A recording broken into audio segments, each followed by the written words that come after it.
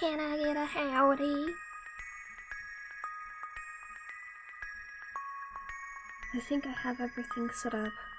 Oh, I forgot to go to the bathroom. Okay, hold on a second. It might be more than 20 seconds.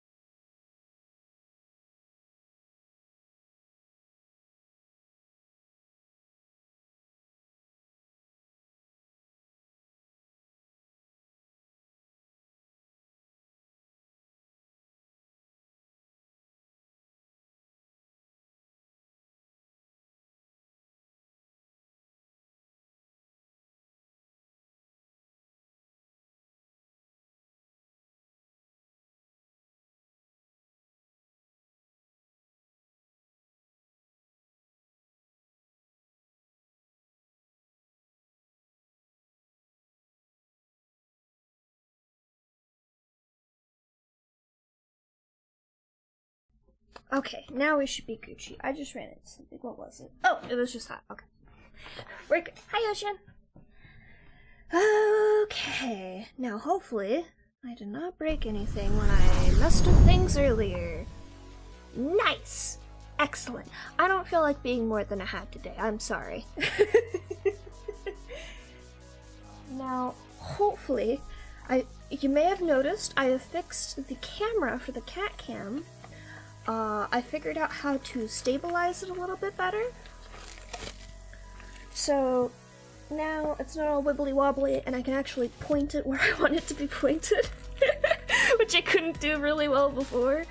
And hopefully I'm gonna continue tossing these cat toys over there until Marjorie pops up and you can get a good look at her.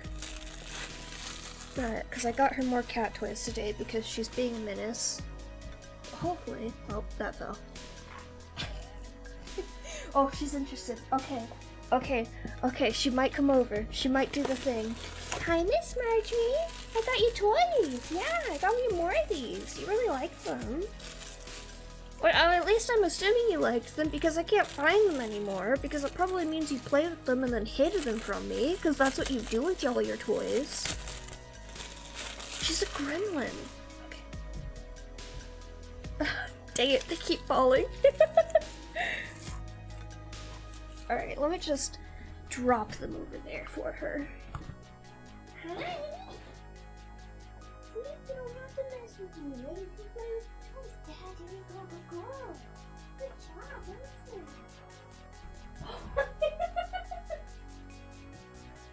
What's the other one for?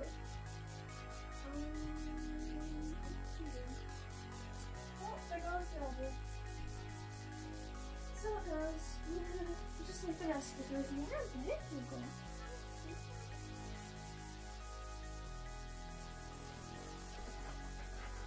You want one too, Miss Mia? Look, this one's pink just for you.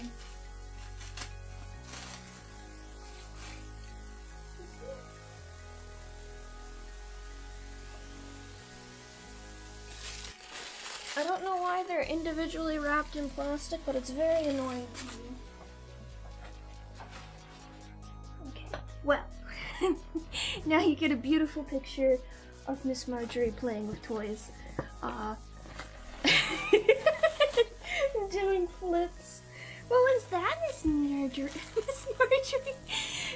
I don't know if it's audible for you guys, but she keeps bumping herself like on the window. You good? You having fun? This is just how she plays, by the way. Oh, sorry. Yeah, here you go. Good girl. Good job. Good job. But yes, now the cat cam is significantly higher quality and actually focuses on her pretty well now. Had fun with that earlier. Still trying to figure out a good way to do...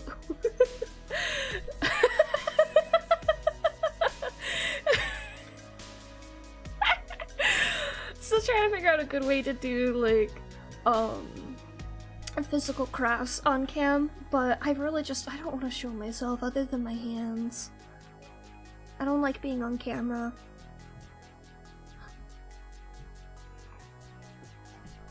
Leah, are you okay? Hi. What's the matter? Hi. They're being silly. Anyways, I got art to do.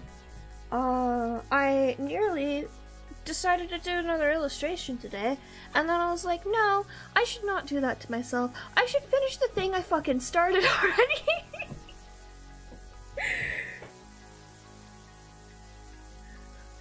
It's been so long in the making, and it didn't need to be, but I've gone too far now. I have to finish it this way. Sunk cost fallacy and all. But it's fine. After this, like, that's complicated. That's mildly complicated, but not really. That's mildly more complicated than the previous one, but not really. That's probably the most complicated one, and then that's fucking easy as shit. And then it's just backgrounds, and I can fumble my way through those pretty easily. You good, Miss Marjorie? You having fun? Where'd your toys go? Yeah? Yeah? Yeah, baby girl? Hi! Oh, there they are.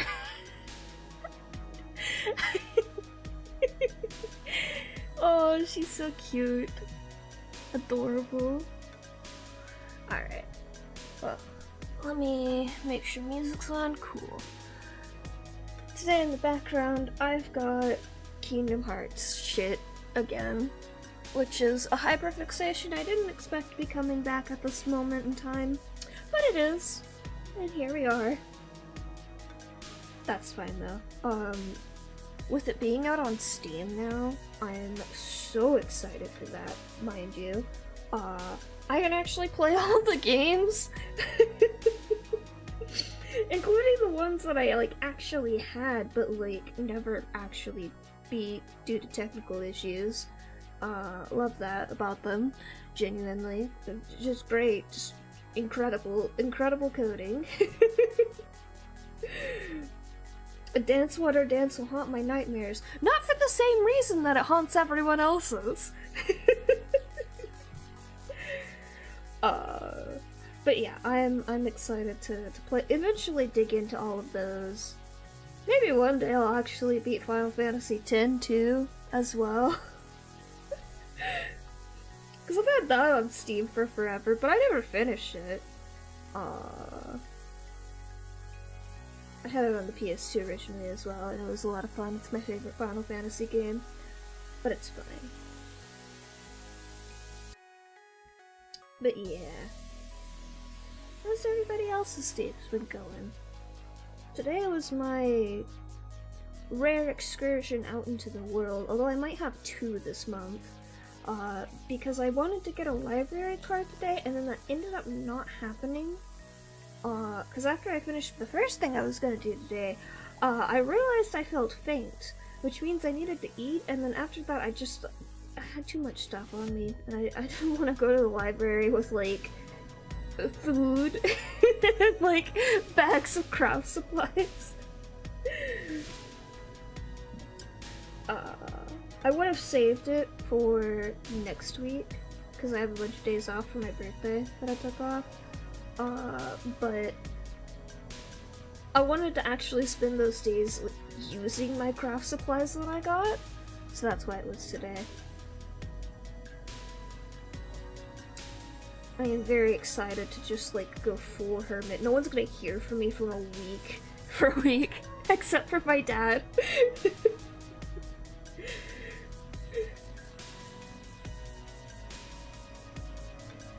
That's fine, it's my natural state of being. I know humans are supposed to be social creatures and all, but I've never particularly been a social creature. Like, I mean, I get lonely sometimes and I want to hang out with friends sometimes. But, like... Also, I could be in the woods for like a week straight and it wouldn't bother me.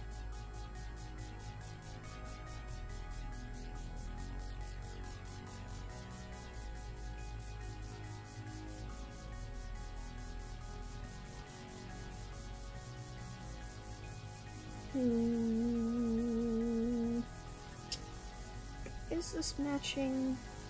And I'm gonna duplicate this, and I'm gonna bring this in here, make it small. That way I just have a reference for what the shading should look like. Hey man, go tiny. Why aren't you?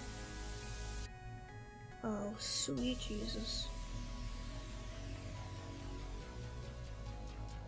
Here we go.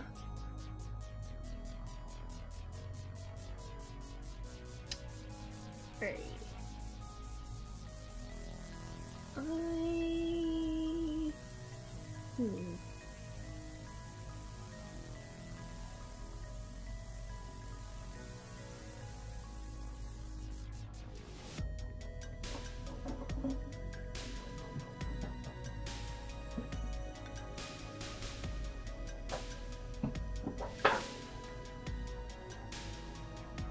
Marjorie is once again bothering Mia. Why are you like this, Kit Kats? Marjorie, leave her be. Oh, never mind. It's Mia getting annoyed for no reason. Marjorie is being normal. Hi. Hi, Miss Mia. You gonna come up here? No, you're gonna sit down there. Come on. Go up there. Go up to the window. What are you doing? Fine. You're so annoying.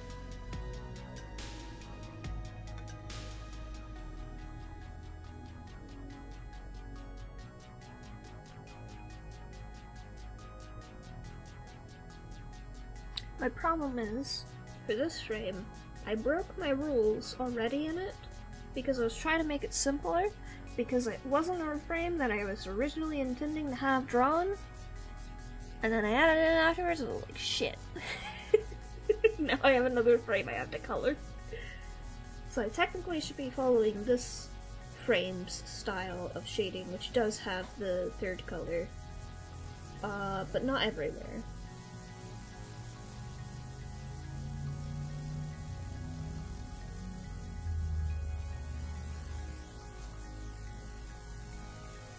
I think I also just need like a base white. That is not white. Hello? Hello? There we go. So I can see what I'm doing.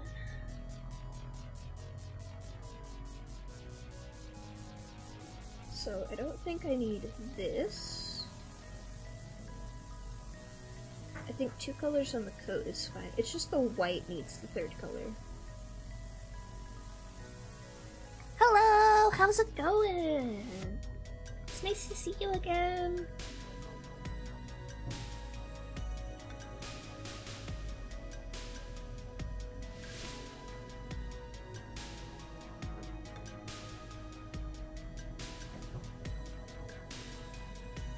I think I'm gonna hold off on painting this frame, and I'm just gonna get the colors and shading done on everything, and then I'll go back and paint everything. And that may or may not speed this along a little bit. Hi, Diego. Funny you should say that.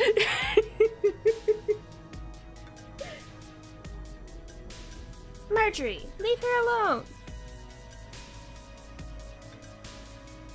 Look at this. She is doing this to bother Mia. Did you just eat something? Did you just eat fur? Marjorie! Stop eating fur! Why are you like this? Stop that! My goodness. You see that face? That's the face of a nightmare. She's a menace. And I love her. But she's also a menace.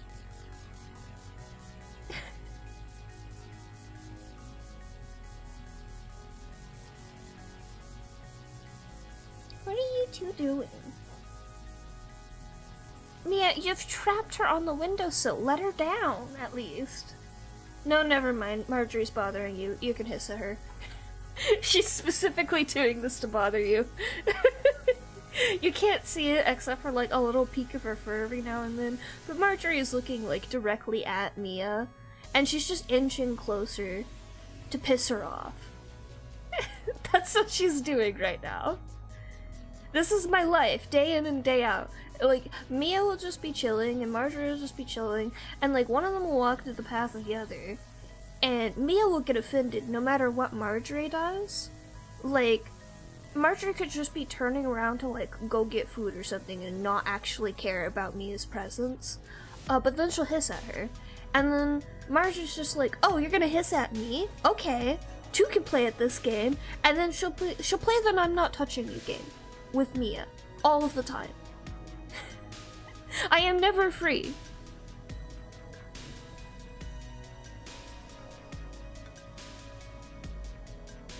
I would like to be free of this.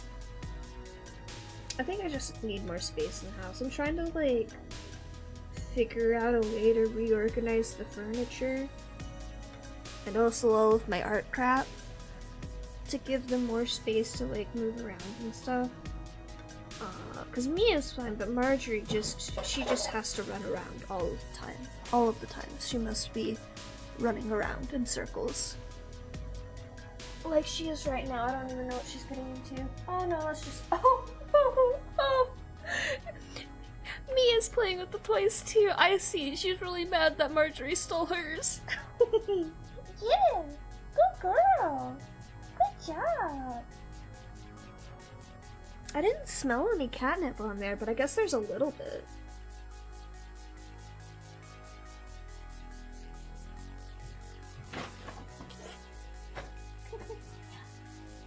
Are you having fun?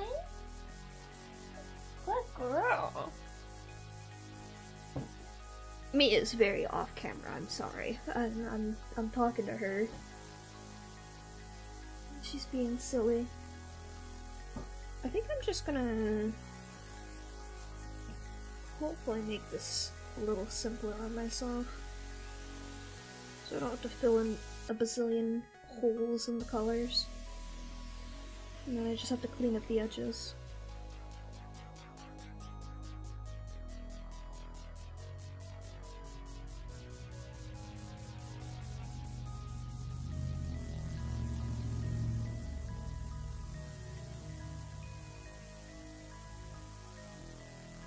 I want it to be like a thin light going from the middle,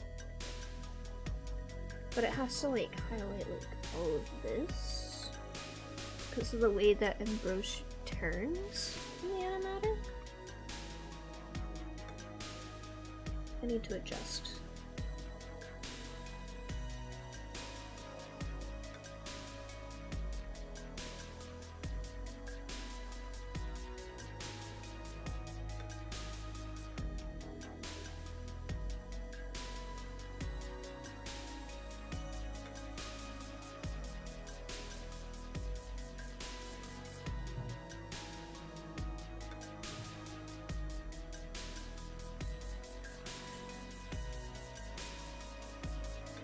No worries. I hope you will have fun with whatever you gotta do.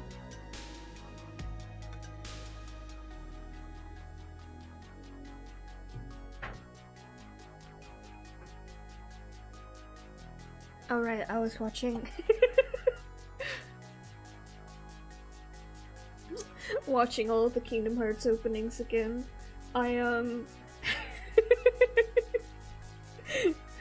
It's one of my favorite like stream vlogs on the internet. It's just one person working on a Kingdom Hearts animation, and their friend is explaining the Sleeping Realms theory to him for Kingdom Hearts 3, and they're just getting progressively more and more mad about it.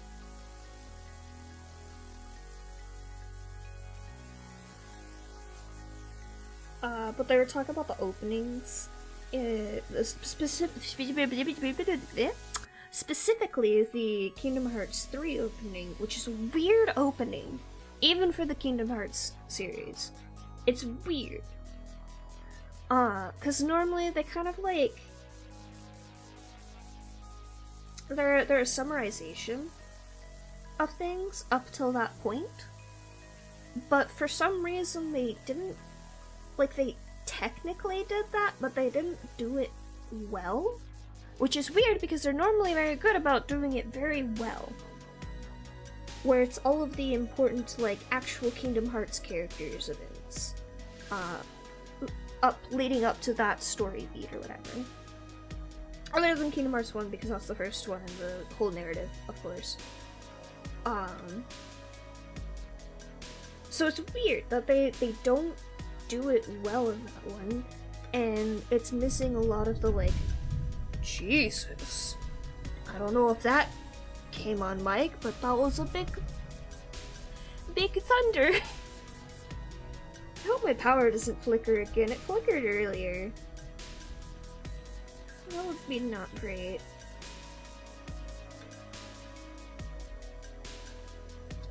What was I saying? Opening. Oh yeah. And it's interesting because it is weird.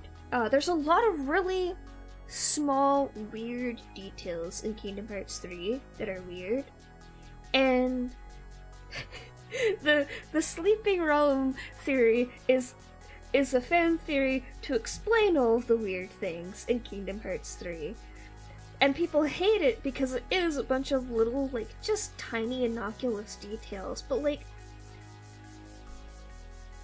in Kingdom Hearts, the innocuous details matter, because at some point they'll be fucking relevant for God knows what reason. Because that's just how Nomura works, I guess. But in Kingdom Hearts 3, it's especially hard because there's just so many of them. And there are details that normally people, like, in any other video game, you would not give a fuck about that. People would call you insane if you made a theory on any of them. But in Kingdom Hearts, they put an X on a shirt, and it mattered. So now, everything matters in Kingdom Hearts. When it comes to symbolism. Except for the Disney worlds. The Disney worlds never matter. We don't care about them. Maybe some symbolism here and there, but that's it. No one cares about the Disney worlds.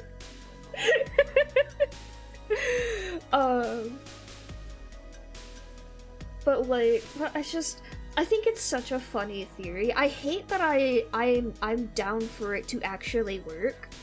And I didn't know that there was a Kingdom Hearts 4 trailer out already, actually. I just saw that earlier today, and I was watching that, and I was like, oh no. Oh no, I believe the sleeping realm theory even more now. God fucking damn it, I hate this. I also didn't know that there was a whole game that they were planning to release before 4. I mean, they're always releasing a bazillion spin-offs before they release the actual next number in the series, but you know. I didn't think it'd be this fast. I also didn't know there was another fucking mobile game. Can we please stop with the mobile games? I'm never there on time. I miss all of the story. What was I talking about again? Sleeping Realms. Oh, right, yeah. Like, it's a lot of small details that just seem stupid to think about. Cause, like, I think the major one that everyone was, like, getting really upset about, or at least the one that I saw even before I got all the details about the Sleeping Realm theory, was the thing about Riku's hair. Looking like his dream eater form. And I hate that. I think that and the logo thing, like, are what's really convincing about the theory. Because, like, those are details that they do actually, like, care about in Kingdom Hearts. X shirt aside. So it's just intriguing. I love fan theories so much.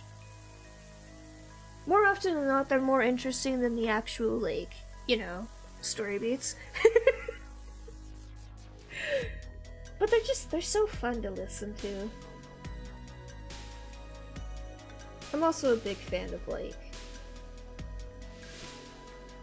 I love an overcomplicated story that builds up to, like, one final, like, prevailing thing. And the Sleeping Realm theory just happens to fit that niche very well.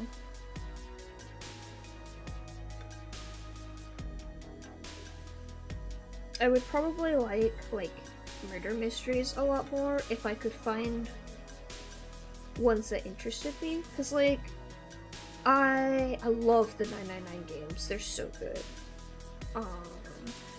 I mean, the first two are good. I have mixed feelings about the third. But it's hard to call that one the same kind of escape room game as the previous two.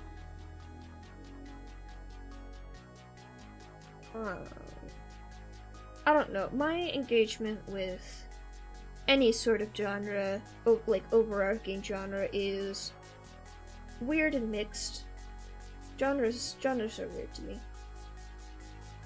I see things that look neat and I click on them and I'm like, ooh, maybe I'll play that one day, and then I don't. I just watch somebody else do it instead. Because I'm too busy doing animatic shit. Again. I should rewatch Kingdom Hearts. Instead of, you know, fucking playing it even though I got it on Steam.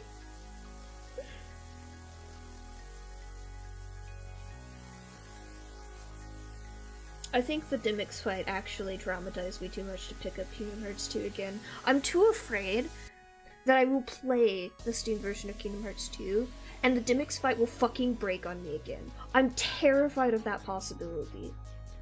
Because that's why...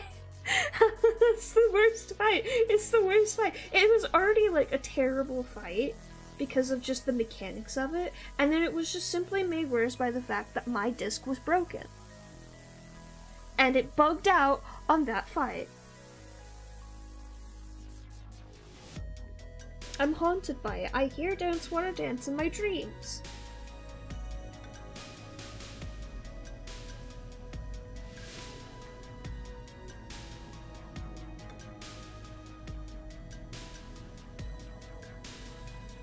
I am excited for Kingdom Hearts 4 though. I'm not a fan of graphics. But I also wasn't a fan of the Kingdom Hearts 3 graphics on the first look trailers.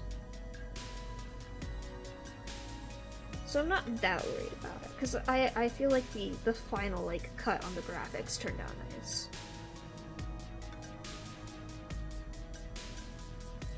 I wonder if too many people complained for the 2.02 or whatever fucking numbers. The in-between game for, I think it's Riku and Aqua, that game.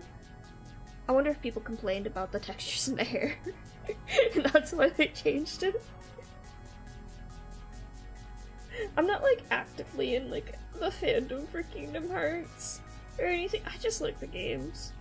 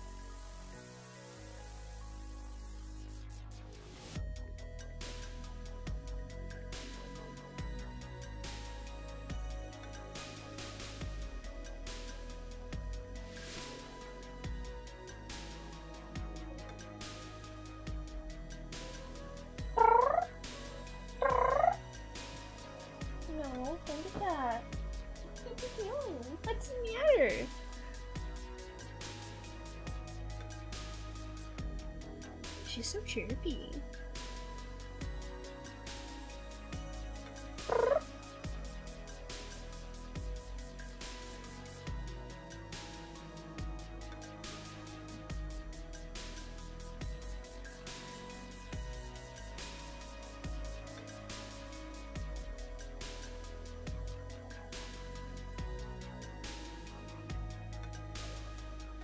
No, no, no.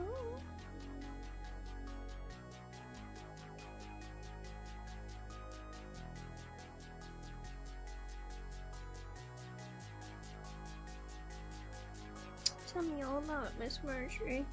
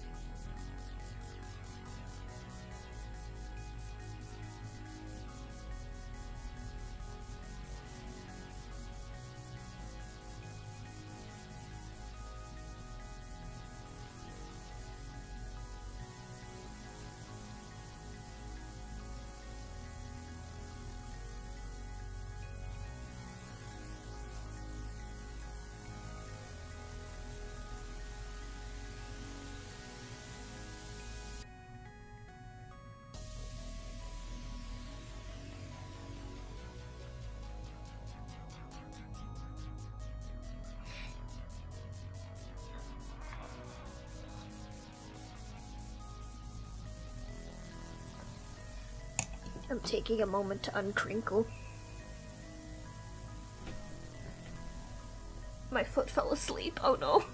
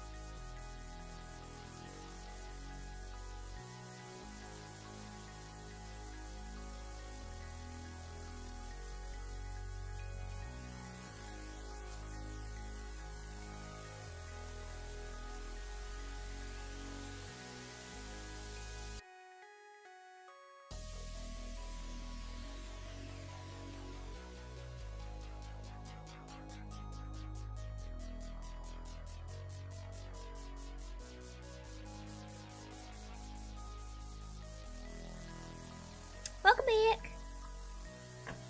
I'm doing alright. Not too much has been happening. Got into some new games. Got back into some previous ones, Valheim being the notable one. And I'm insane enough to do another full painted animatic again. Thankfully it's a YouTube short this time. And that's what I'm working on now. I'm hoping to finish this up and then probably do a short illustration break. And then after that, probably finish up the rest of the hot shit animatic. And then after that, I'm deciding between 2 songs right now. One of which I have like a full plan for. I'm just trying to figure out what order would make most sense to do them in. Because the other one I thought of is also very thematically appropriate to happen next.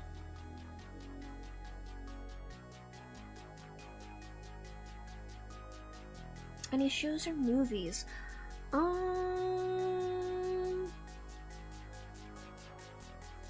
Not really. I mean, everyone's been on Dungeon. Like, that's not a notable show. to be like, oh my god. Although I need to actually catch up with the anime. I've read the entire manga, at the very least.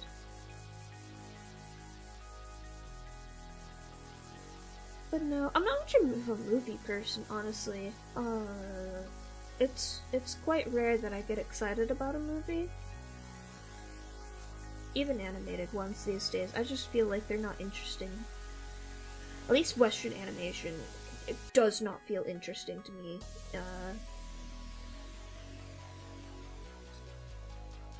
I don't know, it's lacking something.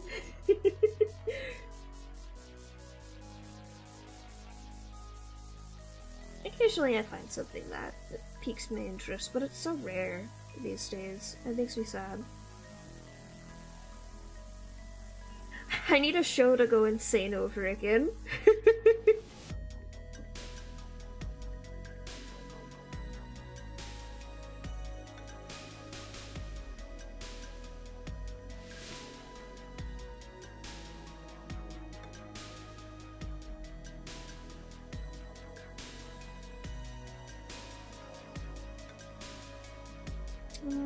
But otherwise, it looks like my brain's deciding to get back on a Kingdom Hearts binge. I was talking about it earlier, so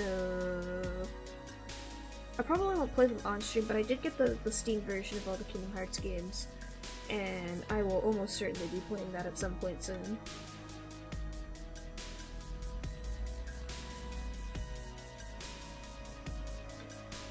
Or maybe I could do that for next week.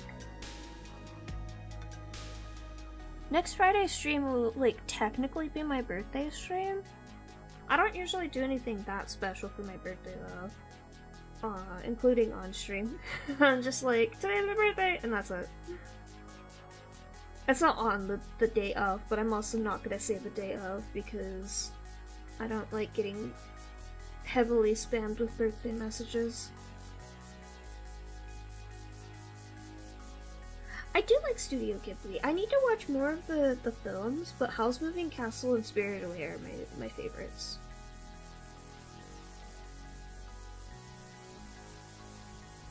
Kind of basic bitch ones, but like, also, listen.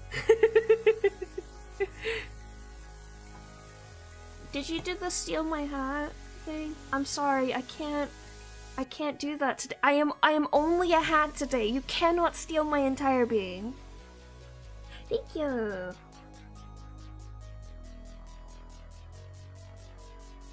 I've already kind of gotten my birthday gifts to myself. So I talked about it earlier. My plan was to do my like binge out on getting like all sorts of art craft supplies again, and I was like, oh, maybe I should do that like on the days I take off for my birthday, and I was like, wait, no, I should do that ahead of time so I have all of them and I don't have to go outside on my birthday. I am trying to. I'm doing a poor job of it. I do have a water bottle at my desk, but I'm doing my best.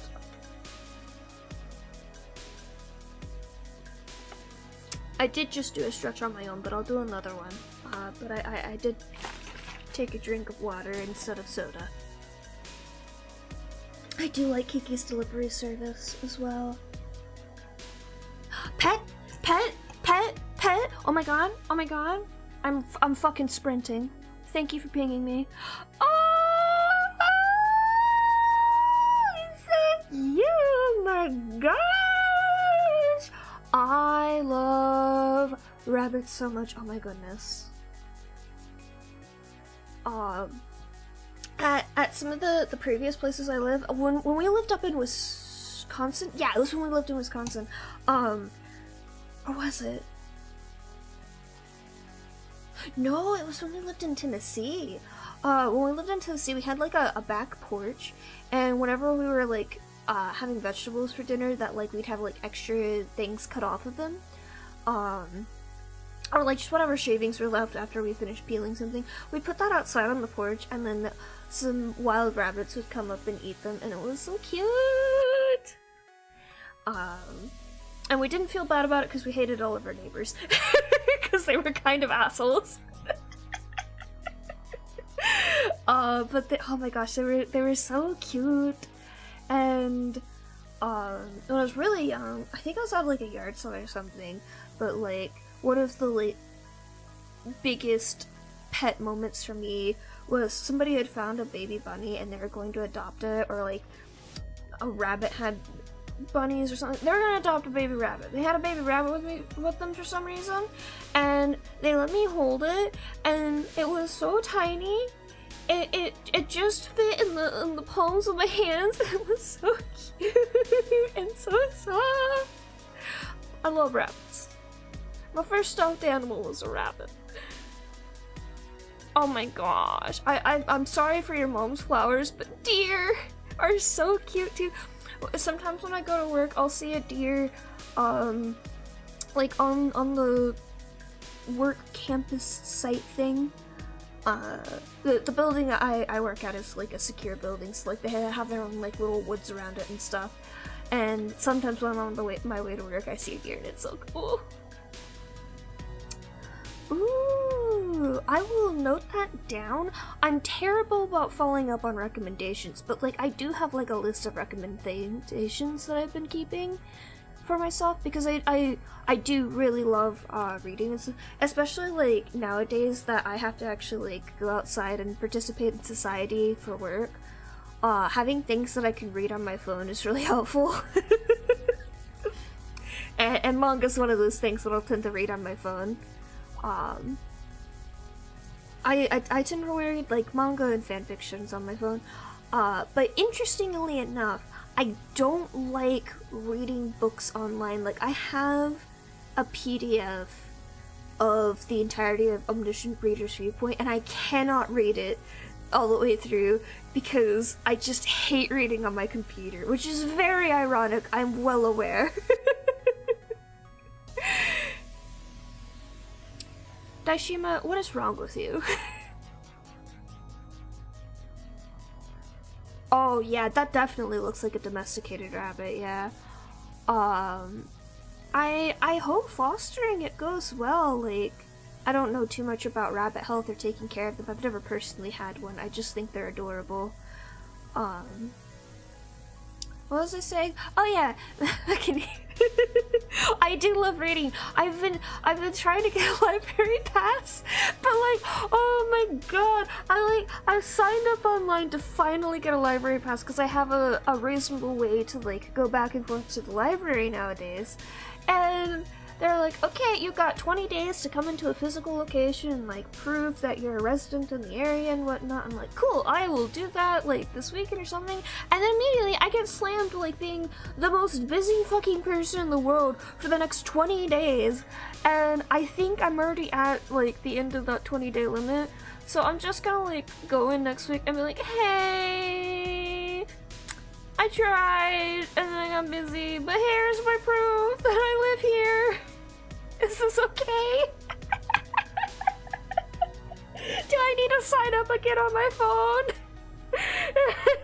Yeah, no, Dashima, that's just me having to do any social interaction ever. If I have to look somebody in the eyes when I'm doing a social interaction, I'm having a bad time. Voice calls are fine though, because I can just like hermit in a voice call doing crafts while somebody else talks over me. That's fine.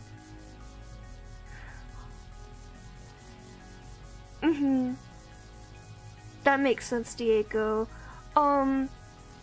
Not to beg for more pictures, but can I have pictures of the fish and birds? Because I really love fish and birds too.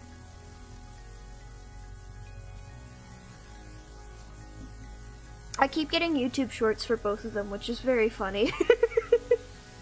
Like, I lingered for like 1 second long enough on a fish short and a bird short that YouTube was like, oh yeah, this person fucking loves these guys. Let's give them 3 million YouTube shorts about birds and fish. I'm like, thank you, I love this.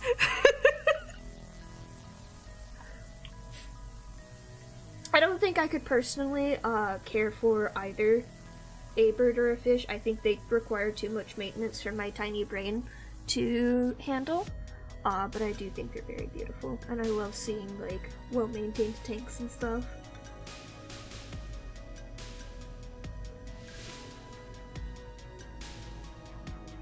Let's see, where was I on this? Oh, I was finishing up the shirt, so I need to do this bit right here.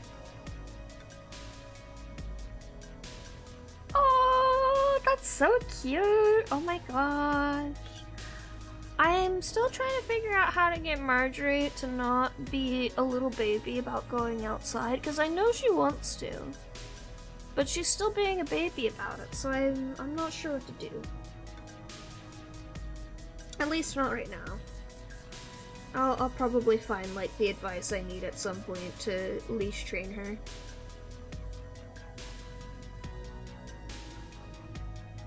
Oh my god, you're... Yes! The same McKinney. It's so weird because it'll be like morbid curiosity on some YouTube thumbnail, and then I immediately like, oh god, I actually hate this and I never want to see it again, but I'll get 13 million things recommended to me that are the same thing, and I'm just like, what the fuck, YouTube? I don't want to see this anymore. I clicked not recommended on all of these and you recommended me the same videos. But then I'll find like one speed paint of something, I'm like, oh yes, this is fantastic, give me all of this, give me more of this, and then I'll get nothing. Just nothing. And I'm just like, help. Oh my god, I have a bone to pick with watch history too, actually. Speaking of, also, Daishima, I do that, and do you know what YouTube does? The same fucking thing! It still does it! My YouTube is so fucked! But oh my god, the fucking watch history for shorts, I hate it. I hate it so much. Because I think you can remove individual shorts from your watch history, but because YouTube randomly puts live streams in your watch history, they show up in your, or not in your watch history, but in your shorts feed. They'll put random live streams in there, and it's just like, you know what, that's fine. I'm totally cool being recommended live streams. I'm not cool with you putting them in my watch history separate from shorts and continuing to recommend me things on these when they're the just most random fucking shit in the world. Why are you recommending me these things? They're not even relevant. Like, it would be one thing if they were relevant streams to the interests that the algorithm is picking up from me, but they're not. I have not seen a single art stream get thrown at me in YouTube shorts, but they'll throw every single other fucking thing in there. They keep giving me fucking Fortnite streams. I don't care about Fortnite. I hate first-person shooters. Anyways, that's my rant for the day. sorry, I knocked some things over during that. Yeah, the shorts algorithm fucking sucks, but I refuse to go on TikTok. I'm not really in it for the shorts. I just go in the shorts because like YouTube likes to recommend me like collages and journaling and stuff. And then like there's this one fish lady who's like obsessed with glass belly guppies? She's got a fuck ton of them and I think she sells them now. I don't know. The thing about shorts is like there's no sense of time, like timeline of when it was posted in them. So I actually have no idea what's happening with her these days.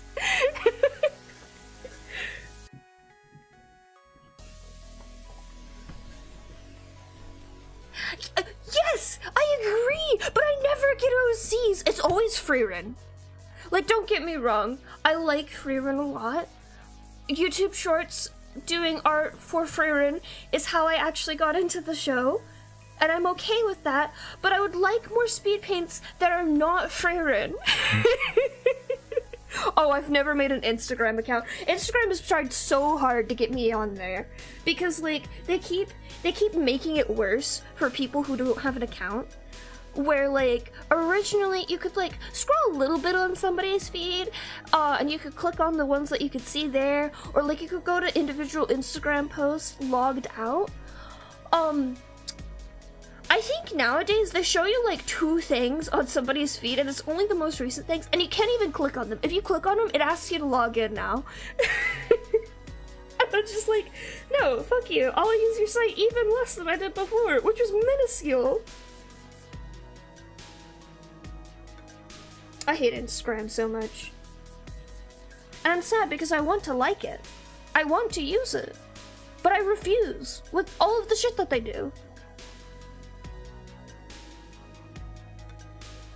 I'll stay in my Tumblr cave until the site fucking dies.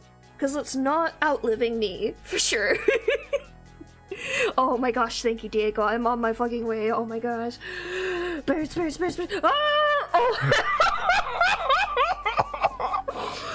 Diego, I love the framing in both of these pictures. It is wonderful. It is a delight. Oh my gosh.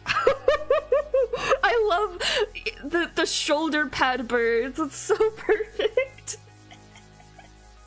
They look like World of Warcraft spikes. Thank you so much for sharing.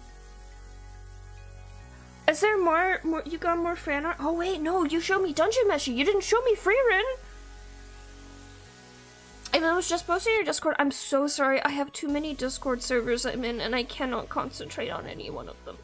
Other than my own, because I have to actually moderate that. Is it in fan art? Die fan art?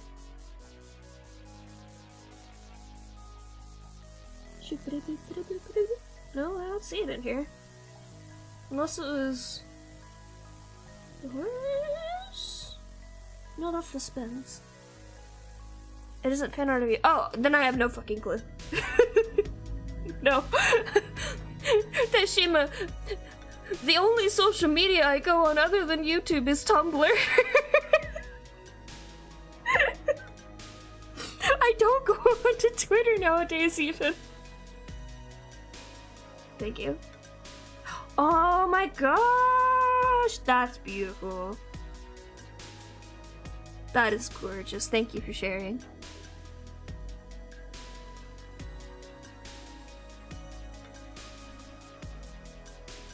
Oh yeah, I keep getting that one person who like tumbles rocks, but like for too long.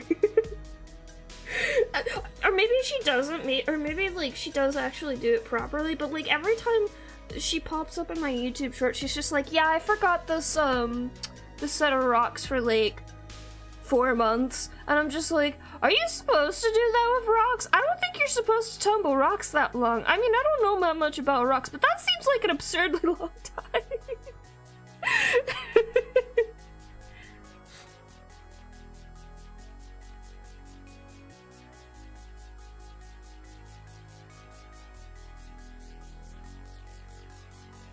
Truly, Diego, it's such a good image. Oh my gosh.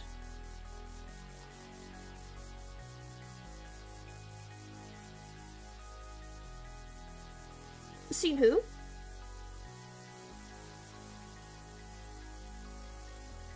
Oh, the rock tumbling girl? I swear, I just got another video from her. I don't know how old it is, though, because again, YouTube Shorts has no sense of time, which I do not like. I especially do not like that with something algorithm-based, like Shorts.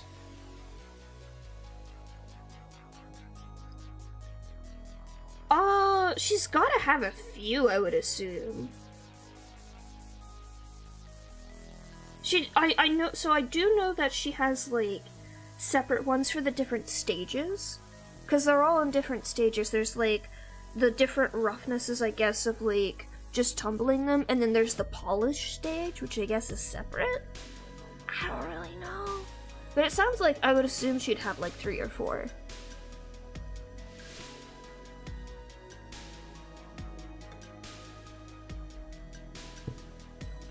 That's the thing. So, it's hard to find the description of YouTube Short. Like, I couldn't even figure out how to pull it up to, like, expand it at first. I think I still can't do it on mobile. That is also what I do, and I think that is extremely poor design choice. As a UI, YouTube Shorts, and I would say the same about TikTok too, I do not like the UI of either of them. I feel like it just adds to the spread of misinformation on both of those sites. That is too many button presses. That is too many button presses for an integral feature of videos on YouTube.com. It sounds absurd, but this is kind of one of my areas of expertise. No, but for real, like, I think that's probably, like, one of the biggest things I took from my last internship at college. It's just UI design and functionality. Because the place that I was doing my internship with they're mainly on a mobile app. And it was a very complicated app. It had a bit of medical data in it as well that they had to make sure was, like, kept private. Like, privacy concerns with any personal data is a big thing, but especially medical things. And some of the times when I was just navigating through my apps, because they had 2 separate ones. They had the iOS and then, of course, the Android one, typical for any mobile app. And there were so many little things where it was just like, I feel like I have to dig through too many menus to find these different things. And some of this I can understand because of the complexity of the specific medical thing this was about, but also, this is too much. This is too much. And yeah. And I actually took a look at their desktop site more recently, because I did actually have to get something from it. And I noticed that it was a lot cleaner these days, and I was like, that's good. I'm glad somebody's got their functionality fixed. Because I know for a fact that their web design team and their mobile design team are 2 completely different teams, and they do not like talking to each other. I know that. It was actually really funny, because, like, the mobile team, they were all pretty chill people, but they did not know how to mentor anyone, at all. They did really bad with that, but you know, so it goes. And, it wasn't that they, like, hated anyone on the web team or anything like that, but there was just, like, this rivalry there, where it was just like, oh, the web team thinks they're so much better than us because they've been here longer and stuff like that. It was really funny. Because it was just really absurd. They removed— this is what I mean! They removed the dates! No! No! No! Absolutely not. I hate that. That is—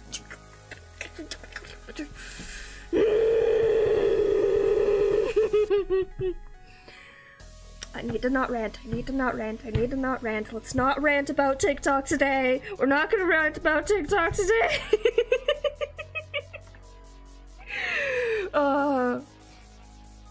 I feel so autistic when something innocuous changes about something that I enjoy a lot. Like, Tumblr changed the blue on their website one time, and like everyone was like having a freak out over it, and I just looked at it and I was just like, I can't even look at the site today. I have to look away. And I know this is absurd and I know this is stupid. It's just a fucking shade of blue. They didn't even change anything like important about the site, but I hate this stupid blue. It's different. But then other places do shit like that, and it drives me up the fucking wall. I think the one time I have had an app change the UI on me, and I immediately adored it rather than hated its guts and wanted to tear it apart limb by limb, was when I got the updates for Sketchbook, my art program, because Sketchbook I have a toxic relationship with, and they can do nothing wrong, and I would support them forever.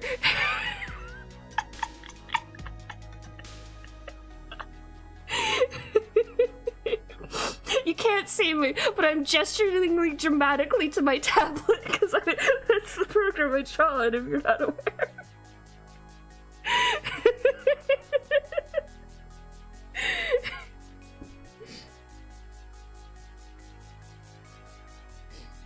I am trying. I'm trying. I'm trying to learn other art programs, but every time I do, I'm just like, but it's not Sketchbook. And it's worse because of that, even though objectively, because it is not Sketchbook, it is better. But I believe in them. It'll be the next Procreate one day.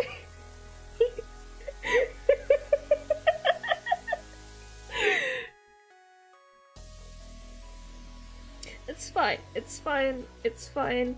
I can be weird and dumb about my art program. They'll never delete it off the App Store, surely, and I will be fine.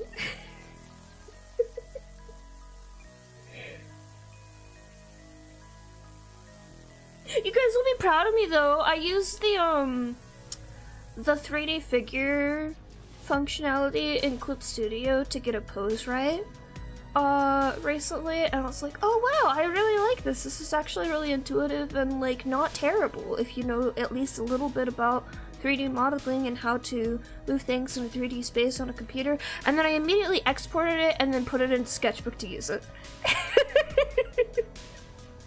Thank you. I'm always so nervous that, like, my ranting is just annoying.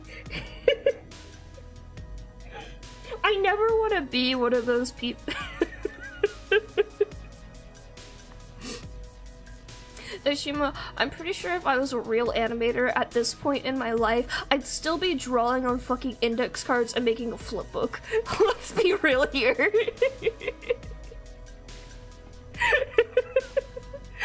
That's basically what I do in Sketchbook anyways.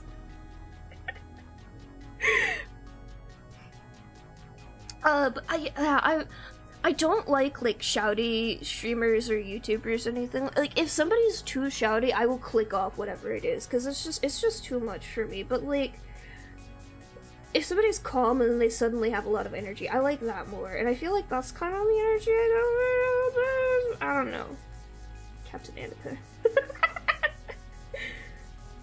Fun fact, despite it being, like, a major thing with my age group, when I was in, like, elementary school and stuff, I've never read Captain Underpants. I don't know anything about it. I know there's 2 gay dudes in it, like, they get married at some point. That's all I know about it. Or is that the other one? Hey, Wazer, I got distracted by ranting about TikTok. But otherwise, it's going pretty great. I'm almost done shading this. I got the hair left. And the other sleeve. And the face. And the background. Oh, I forgot I was gonna do a thing. That's the command, right? Fuck.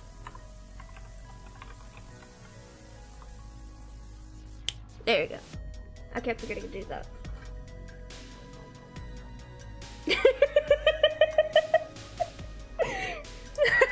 Christ. Nope. I think it was because I was a little worried it would be like toilet humor. I'm not a fan of toilet humor.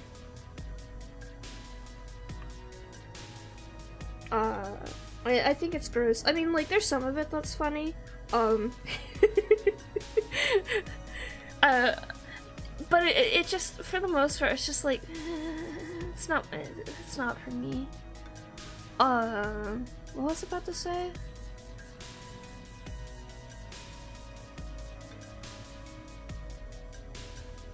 I kind of just blue screen.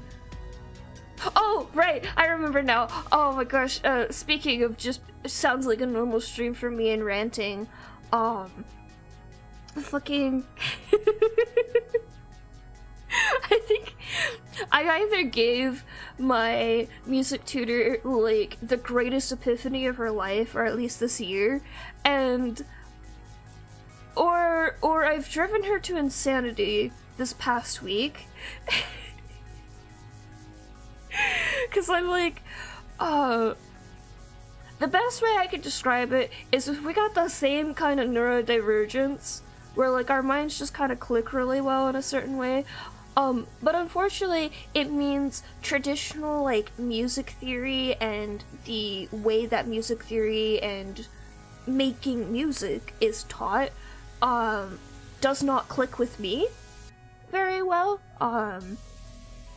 And so she's spending this week reinventing music theory a second time because she's done it already, and she's like, wait, no, I could go deeper. We might not have a lesson next week, depending on how much I'm in the throes of madness. That is a quote from her.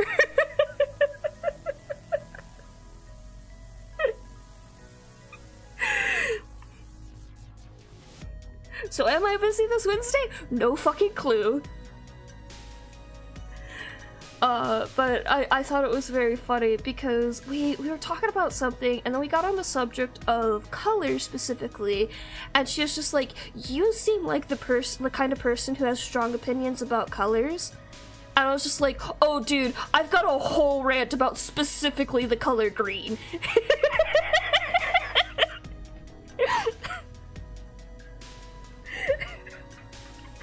She was just like, yep, clocked it. Fucking course you do. Also, goddamn Diego, I do not mean to generalize, but what is it with like American high schools and the male bathrooms being a fucking travesty in every single high school? Why are dude high schoolers just the nastiest people in the bathroom specifically? Like, how?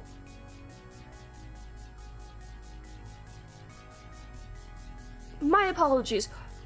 In the United States, or not in the United States, in America, North America, why are the dudes in high school just so nasty about it? Like, I heard all the time at both high schools I went to about them having to like yell at the guys because the bathroom got so bad. Also, Daishima, I don't hate the colored green. I have a rant about the colored green. There is a difference there. Yes, many times when I'm ranting, I am ranting about something I hate about something, but it is often a rant out of love, because I love the color green. It is such a good color. It is so versatile. It goes with like practically anything because it is just nature. It's beautiful. It's a fantastic accent color as like leaves and stuff like that. But also, every time I see the fucking Fazoli's logo or any other logo that uses that like obnoxious tacky Christmas green, I wanna fucking kill someone. Cause it's disgusting. It's fucking ugly. It looks horrible. It looks plastic. No matter what you put it on, what material you're using, it's terrible. I hate it. It's gross. Get it away from me. Use a good green. I'm a chartreuse stan. Chartreuse is a beautiful green, and everyone who says otherwise does not know how to properly use it. I love dark greens, beautiful, dark emerald greens, gorgeous, love them. Put them with purple and gold, you'll look like fucking royalty. I love pastels, I love mid-toned greens, but get that shit away from me. That's on the Fazoli side. It's disgusting.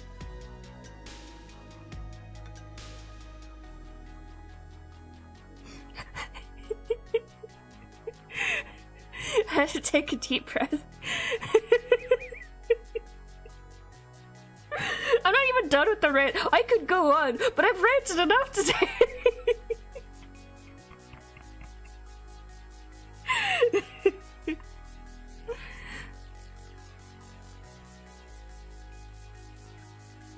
That's absurd. I don't believe that should be a thing that exists. Colors should be open source, open domain, whatever the fuck you want to call it. Public domain, sorry, my bad.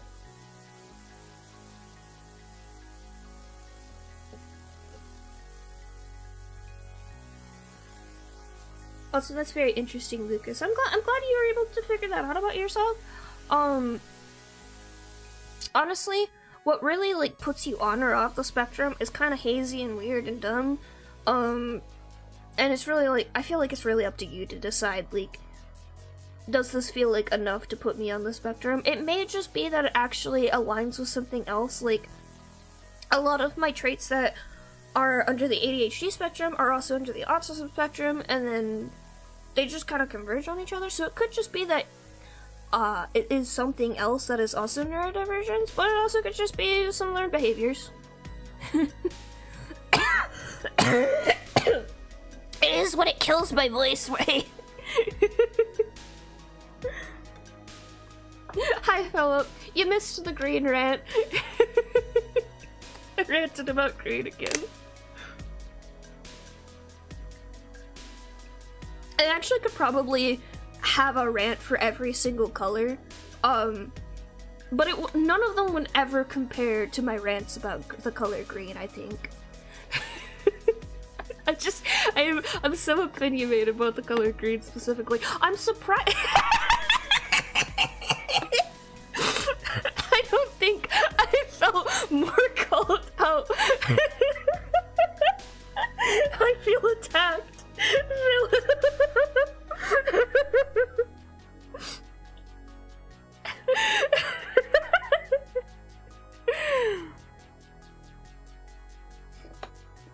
A gifted student is a scam. Please make sure you learn to study. I am saying that as someone who is called a gifted student and then I was never taught to study, and I don't know how the fuck I managed to scrape by with A's and B's all the way through college without actually knowing how to study until like post-college, like a year. But don't believe their lies. AP classes are a scam. Honors classes are fine typically, but AP classes are a scam.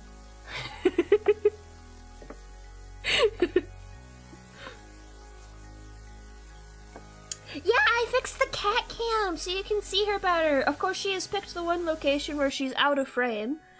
Still, because she's a brat. Hi, Miss Marjorie. Oh, she's running away. I think she saw Mia and she's decided to pounce.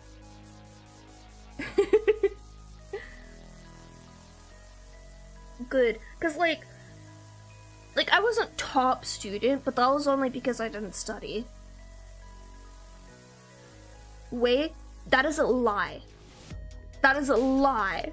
People do learn how to study, but they only teach you how to study if you are struggling already. And if you aren't struggling in public school, which is very easy for a lot of people to just scrape by without needing to study, and it's still like getting A's and B's and high C's, and they're like, oh no, you already know the material. We don't need to help you learn how to learn the material. We just need to give you more material. They don't teach you how to study unless you're struggling. And then they'll give you like things like how to use index cards, how to memorize things, study tips and stuff like that, but they won't teach you that. if they think that you're already smart.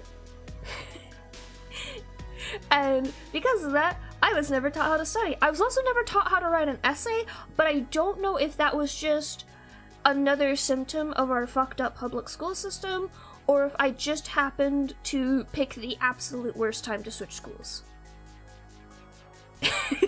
I have never once had a rant about Shrek, but I could rant about him if I wanted to.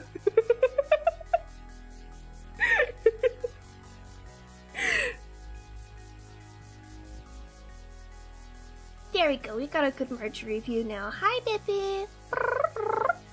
Hi, I love you!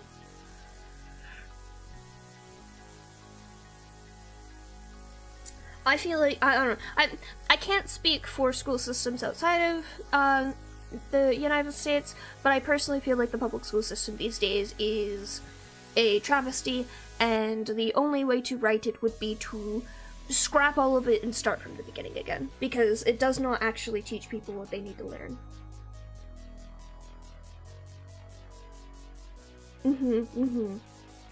I believe that. I think the first time I had to actually, like, sit down and get myself to study was for my physics class. I was taking... it was AP Physics. Because you could just take the AP Physics class without taking a basic physics class or taking calculus. And you really needed to take it with calculus because calculus and physics go over the same exact things, the same formulas and whatnot. And I tried so hard in that class. Despite the teacher hating me, despite the material being difficult, I was engaged in that class. I loved physics, despite all of that. And I still did incredibly poorly in that class. It is my worst grade I've ever had. Which is surprising, because normally science is my highest grade. Both science and math, but especially science is usually my highest grade. And English is my lowest grade. And it was because, first off, the teacher did not teach that at a class in a way that gave students the ability to study to succeed. But also, because I didn't know how to study at that point. I couldn't do my own research to understand how, what I was missing, or look up terms and try to understand them. I both never had the opportunity to even try to do that, just do the class structure. But also I didn't know how to do that. I struggle a lot with research because they don't teach you how to research. This was even before the whole thing with AI and Google and the algorithm on Google getting so fucked up to the point that it's unusable. They don't teach you how to use the resources that you had access to, and they continually blame you for not knowing how to use those resources, which I think is really stupid. I was fortunate enough to come from a family that is very well versed in technology. So even though I'm not the best at researching, I still had a leg up on a lot of people, simply from the fact that I understood how to use Google a little bit better.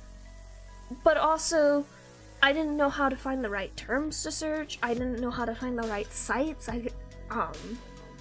it's still very difficult, especially now with AI sites getting more, quote-unquote legitimate looking. I mean, they're still really easy to spot at this point, but I'm terrified of the future of that.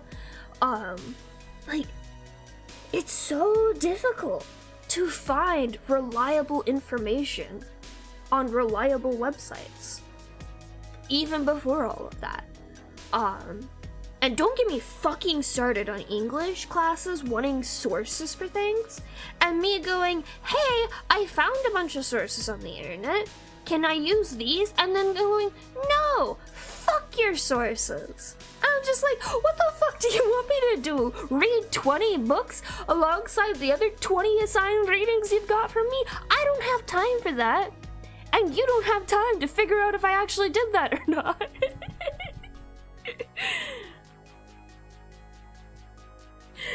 Okay, I'm done. I'm cutting myself off. I have a lot of opinions about the American school system, and all of them are bad. I never used cool math games. It was never something we were told to use. I did, I don't remember the extension for it, but Scratch, it's a pseudocode site where you can make little web, like, browser games in it. And we did use that in my programming class in high school, but that was about it. That didn't really feel like a real coding class, I'm not gonna lie, because they taught us that, and they taught us Visual Basic, and I'm just like, dude. This not only sounds 20 years out of date, which is saying a lot, but Visual Basic looks like it's from 1998. And he had his coding games in it, and I was just like, I don't think this is designed to code games, sir. And that's saying a lot, because I coded a game in Java without an actual, like, display library. I mean, like, a good one. So that's saying a lot coming from me.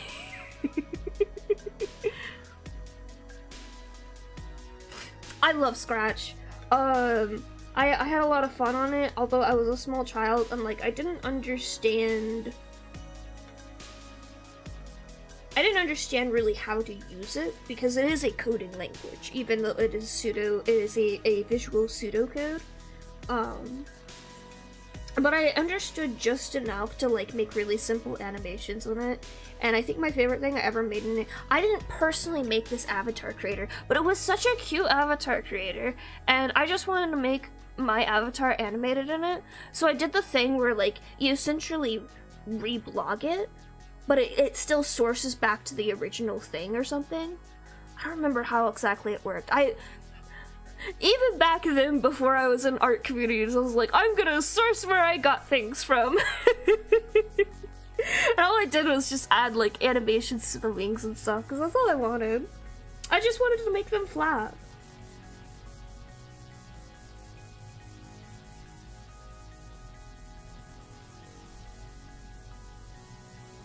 I understand, like, the reasoning behind outlawing Wikipedia, but I think that's stupid. I think Wikipedia is a very... Is that a police car? Oh shit. I didn't hear sirens. Anyways, Wikipedia is probably one of the most valuable sites that I've ever used for any resource ever. It is still biased, it is not perfect, but it provides such a really good starting point for research. Not because it has a bunch of sources on it, and it is a source in and of itself, but you can use it to find more information about what you're looking for. Because, like, if you just tell me, go look up, like, write me a paper on gravity, I don't know what the fuck to look for. Have a good day, McKinney. You have a good day as well. Like, I don't know what to look for. I don't know what books are relevant. I don't know who writes about it. I don't know any of these things. And I probably know about Isaac Newton, but that's about it. And that doesn't tell me what else to research. But if I go to the Wikipedia page, I can find a list of historical figures that are relevant to the theory of gravity. I can find the pages on them, which probably have a lot more sources as well, that I can go look at those sources and learn more about it. Like, Wikipedia is such an incredibly valuable resource, not just because of that, but also because of the like, just overhead oversight administration on it. It is still not a perfect site. There's still a bias on there from the moderators themselves, but it is an incredible first source to look at, and every person all of the teachers in high school that hated it so much, truly it was just like they had a stick up their ass about it. And honestly, Lucas, that makes total sense to me, that it's not your teachers themselves that are mad about Wikipedia, but the school, because it's all these, I don't mean to generalize again, but it's usually like older teachers and older folks who are just like, no. You're not allowed to use stuff like Spark Notes. Oh, you want me to explain the book to you? No. You have to figure that out yourself. Fuck you. Like, I'm sorry. Whenever I try to do that myself, Miss English teacher, you get mad because then you tell me I'm wrong. Even though you just said there's no wrong answers. Fuck you. That legitimately happened to me. Not in high school, but in middle school. My English teacher got mad and didn't like what I wrote about for the book I was reading. And I was just like, you said there's no wrong answers to this. I'm sorry you didn't like the way I wrote about it. I think actually she was just really pissed off that it was one of those ones where it was like a speech thing where I had to give a speech on it, and I fucking hate speeches, but I liked this one. I actually had a lot of fun writing this one because I put a little bit of my own voice in it, which of course she did not like, because my own voice on it was, yeah, I thought Shakespeare was like fucking overrated. I mean, I didn't swear, I was like 12, but I was like, man, I thought Shakespeare was overrated. I didn't really understand the point. And then I read this and I looked into it and I was like, wow, I can understand why he's so highly valued as like a person of the arts now. And she fucking hated that. And I was just like, what do you mean you hate that? That's like the best possible answer you could have gotten for a Shakespeare essay from a fucking middle schooler.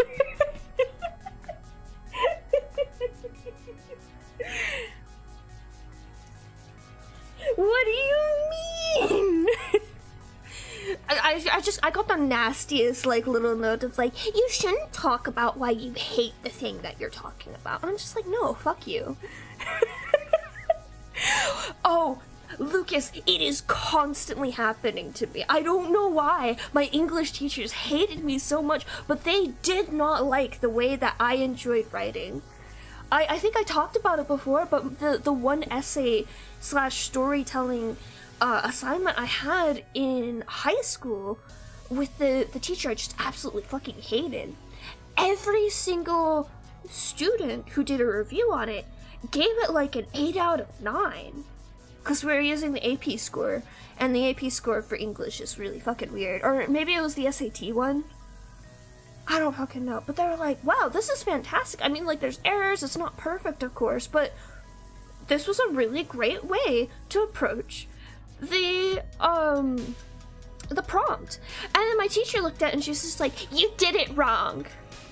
I'm like, no, I didn't do it wrong, you just didn't like the way I did it.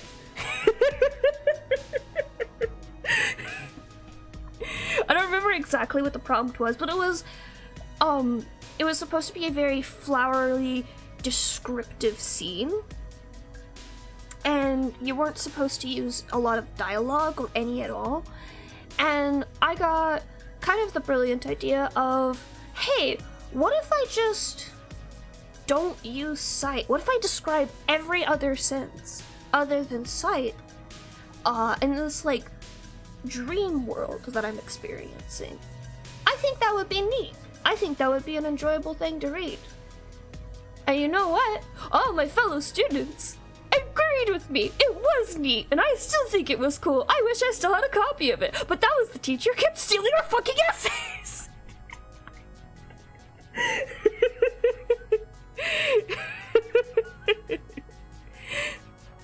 Yeah, after that, I was just like, okay, buddy, you just don't like me, because I told you at the beginning of the year that I struggle in English. Fuck you. I do what I want. That was the moment, that was truly the moment, I think, that I realized that I do enjoy writing. I'm not very good at it still, I don't think, but I enjoy it. It is a lot of fun to write. I just fucking hate public school writing and essay writing. No, I don't even hate essay writing. I do enjoy essay writing. At work, I really enjoy doing a lot of technical writing that is in layman's terms for documentation. Like, it's a lot of fun for me to just sit down and explain things to people. But God, I fucking hate the public school system. Like, I don't know why they did this, or even just how they got to, like, this point of just sucking the enjoyment out of every single thing. And, like, in some cases, it's clearly just like, you know what? I understand. You're a very tired person. You've got a lot to deal with day in, day out. And you've got a lot of work to get through. So, like, sometimes I'm just like, you know what? It's okay if we're, like, a little more low-key, if we're not trying to make every single thing enjoyable. And then you just get these sticks in the mud who are just like, no, you're here to suffer, and I'm here to make sure that happens. And I'm just like, why? I did nothing to you.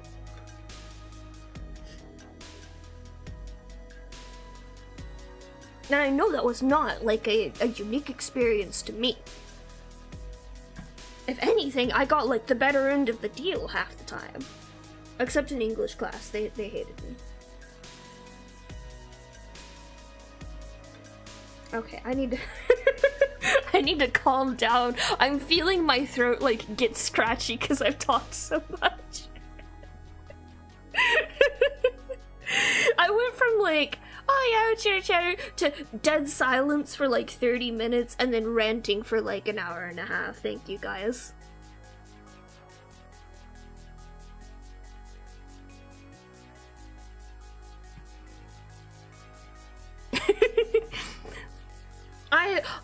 My favorite thing in the world is when somebody comes up to me and they just start just going off about something they love. And I feel so bad because, like, especially if I don't know anything about the subject, I will just be silent. I'll just be silent listening to them. Like, a couple of my friends really like Pokemon.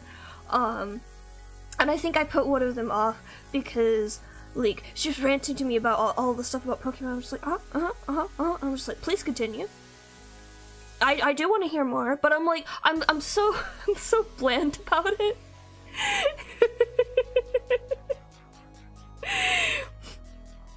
So I feel like she just got put off, and then she just stopped talking to me about Pokemon and, like, card games and stuff. And I'm like, no, come back! I really enjoy hearing your enthusiasm. I just don't know anything about Pokemon. I can only rant about one thing in Pokemon, and that's Athena.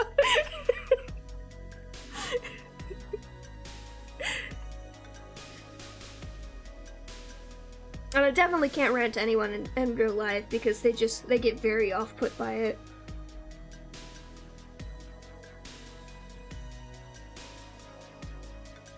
Although I can rant to my dad. I know I put a comment last time I missed a stream because my dad was over and we were talking so much. It really is, we just, like, monologue at each other. And we get really peeved at each other when one of us is like, no, I have a point, let me speak! And then they don't get to speak for, like, 10 minutes because the other person is still monologuing. It's fine, we take turns.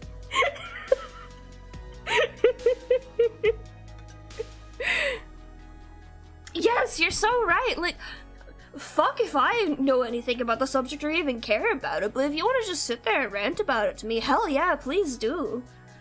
If I have questions, I'll ask them, but I'll probably be silent the whole time because I'm just basking in it. My other friend who likes Pokemon, who has been ranting to me about Pokemon, and it's mostly just been, like, correcting me about how to play Pokeroke because I don't know what I'm doing.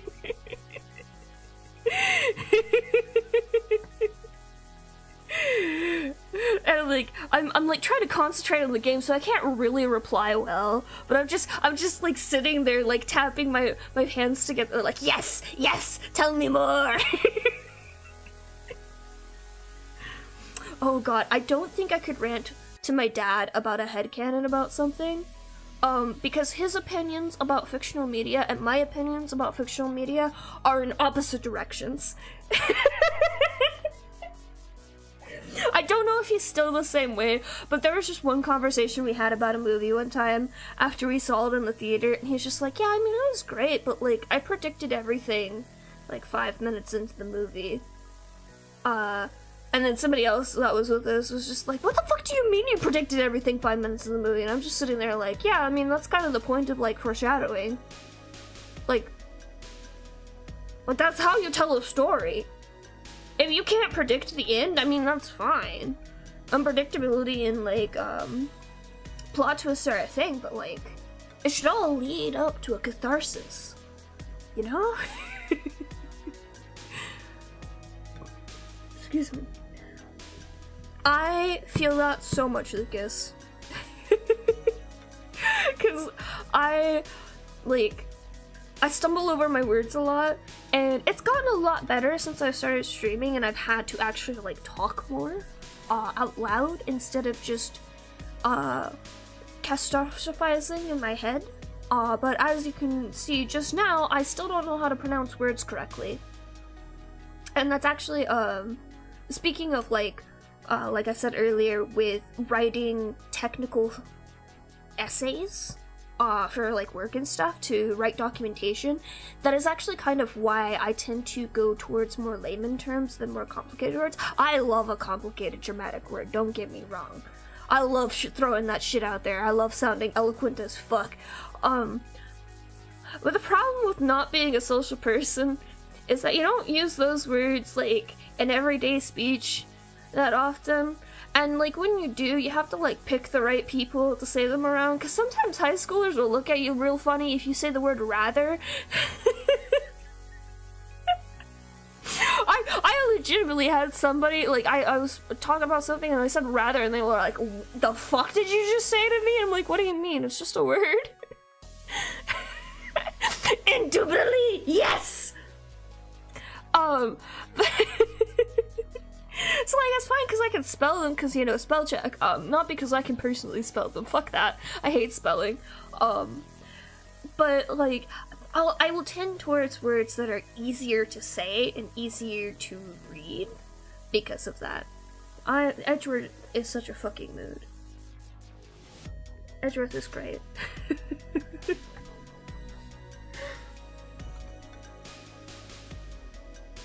I don't even remember what IE stands for, but yes.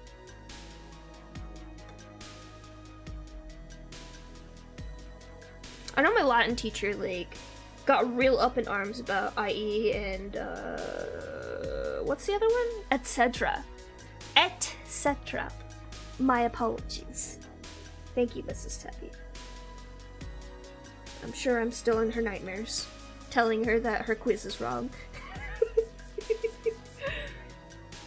It does not stand for an example. It stands for a Latin phrase that means, essentially, for example. Which is incredibly stupid, I am aware, but that is what it is. There's another one like it, though. Let me see if looking up IE will tell me. EG is the other one. Thank you, Merriam-Webster Dictionary. So, IE stands for it is, which means that is. It means, essentially is like, you stated something and you are rewording it in a more clear way. And, EG is, for example, it is specifically exempli gratia in Latin. That is the difference between the two of them. They're used fairly interchangeably, I think, in modern casual speaking, but they do actually have different definitions that you have to use properly if you're writing anything that's like a proper paper. But fuck that.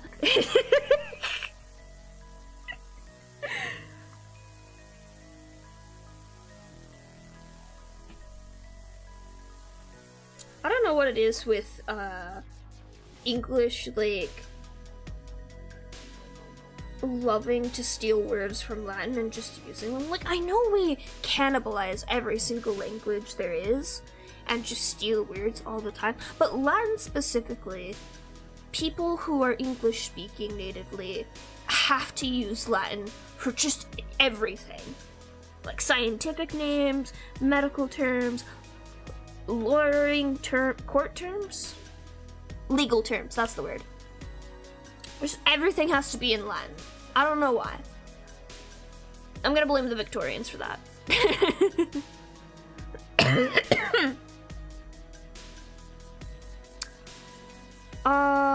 Do you mean backronym as in, like, people are made these into separate acronyms to help them remember what they were made to? I don't know. Words are hard. Yeah. I used to actually use more, like, snobby words when I was in high school and stuff, but then I got told I sounded too pretentious by my friends, and then it felt like I was looking down and I was like, no, I just think they're funny to say! They sound funny! I enjoy saying them, that's it! So I stopped using obnoxious words like that as often. I still do sometimes. You know who also is a mood like Edgeworth? Britton Lee Mulligan from Dropout. I fucking love his rants. He is an icon.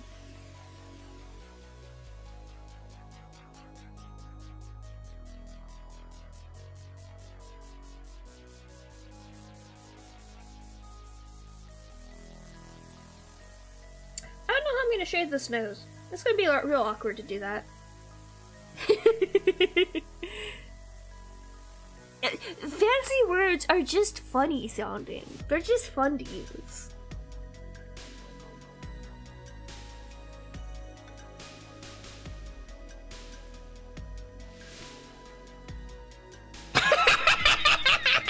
Thank you. Thank you so much, yes. Great Scott! You mean to imply that the beauty of a language known as English, specifically United States English, takes words from other languages? Surely you jest, you absolute fool! Doing, like, pretentious, pompous voices is also a lot of fun. But doing voices in general is fun for me. I'm waiting for the perfect moment, in a voice call at work, to just swap into a different voice. I haven't found it yet. I've tried, and then, like, it got totally missed. Like, they didn't hear me really well.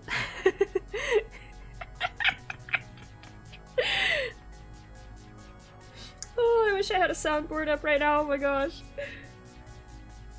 But I'm just waiting for the moment to swap from normal voice to either my Stitch voice, my Gollum voice, or my Demon voice, and freak the fuck out of people. And the best thing is, I'm about to move to a different team. I've worked with one of the people on this team before, but I'm about to move to a different team at work, and a different application, so I have new victims to mess with. So I know for a fact that they haven't heard it.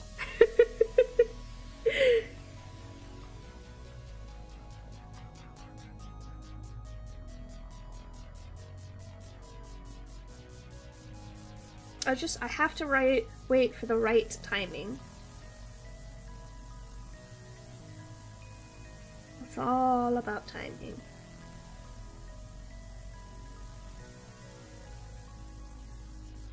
Oh my gosh. Yes, please.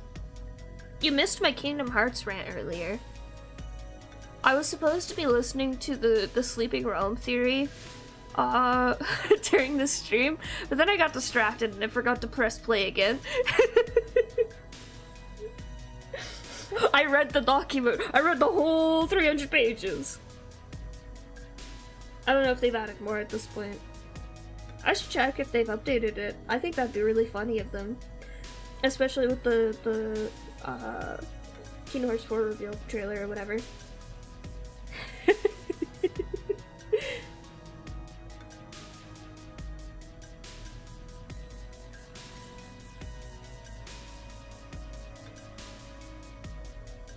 I know what I'm gonna do next week for my birthday stream on Friday. I'm gonna play Kingdom Hearts 2. and I'm gonna cry about the Demix stream, the Demix fight live. That's what I'm gonna do. I have to play all the way through to the fucking Demix fight. It's at the fucking end of the game, isn't it? Or it's at least like 2/3 of the way through. It's deep in there, and that's why it hurts so much that my game bugged out at that point, because like I got Kingdom Hearts 2 secondhand when I got it, and I was worried because there's visible scratches on the surface of the disc, and I was like, oh man, these don't look that deep, I think it'll be fine. I've had similar discs for other games that have had scratches like this, but I think like those worked perfectly fine, so surely this one will be fine too. And it was, until the fucking Demix fight. I hate that man. I don't hate that man, he's great. But it haunts my trees. Yeah, technically, I don't do anything special for my birthday stream. I just put like, oh my god, birthday, yay! And then you're not allowed to say happy birthday to me, but that's it. You can say happy birthday. I've never been somebody who's done a whole lot for my birthday. Not to get too personal, but bad things always happen around my birthday for me for some reason. I don't know why. I think it's just a cursed time of the year for me. But I don't do too much celebrating or anything. We go out to eat to my favorite restaurant, and then my dad begs me to send him a wish list, and then I hem and haw, and then I eventually send him like one item.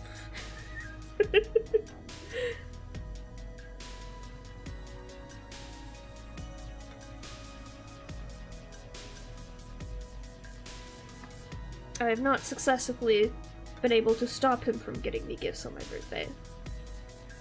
But weirdly this year he hasn't asked. And he always asks at least like the week before. But all I've gotten this year was, hey, do you want to do something?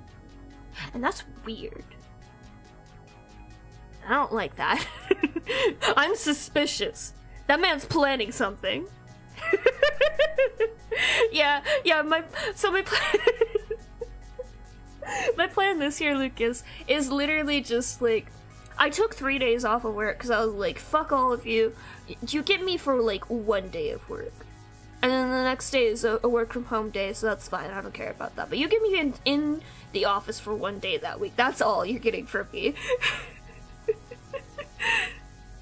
And then the rest of, like, all I plan to do is just, like, sink in and do craft stuff all 3 of those days. Like, you will not hear from me. Like, you guys already don't hear from me in the Discord much or anything. Literally, I probably won't even be online. Almost. I might crawl out of my hermit hole to, like, play Eternal Return with my friends, and that's it.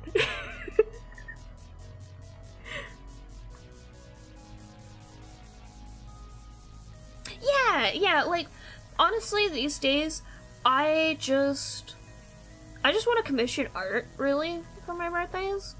And my dad, like, kind of understands the concept of that. I mean, he helped me set up my PayPal for when I originally started doing commissions, but, like,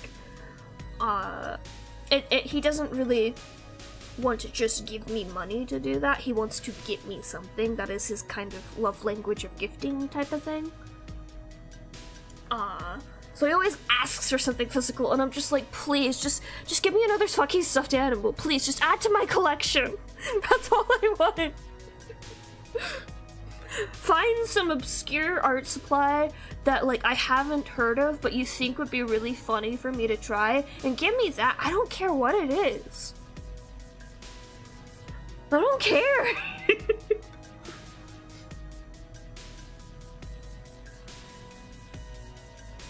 I'm actually thinking of getting into quilting.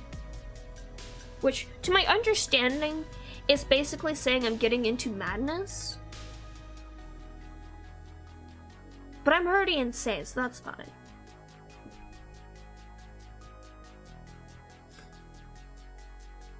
I picked up a bunch more fabric today. I have found a new favorite place to get craft supplies. But it's a hit or miss place, because it's a reuse place where, like, people donate a bunch of craft items that they didn't end up using, like, extra fabric, things that broke, or like just like pieces of stamp sets that they never used, extra paper, all sorts of like scraps and stuff like that. It is such a cool place. Oh my gosh. I do actually plan to donate a bunch of things that I have that I think somebody else might use, where I will never use them.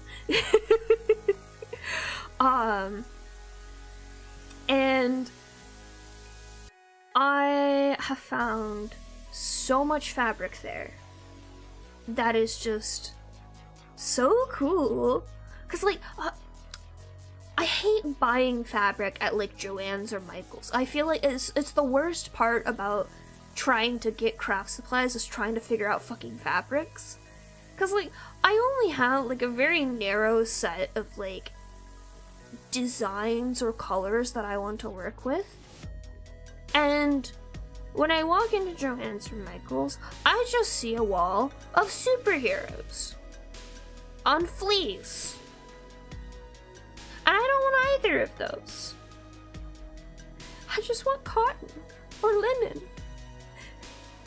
And maybe a space texture. But I can't get that. Sometimes they have like their dinky little tiny cosplay section now, and like there might be like some like really shitty what's it called? Not felt, but like the shiny fabric that's like kind of furry, but like some people don't like the texture of it.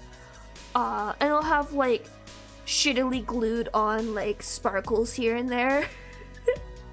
I'm just like, thanks, can I get something better than this? I'm like, no, fuck you. Or if there is a space texture, and like, this is fine, it's just not what I'm personally looking for. But we don't have fucking spaceships and like aliens on it, and I'm just like, I mean, I guess it's space, but I kind of just wanted the galaxy.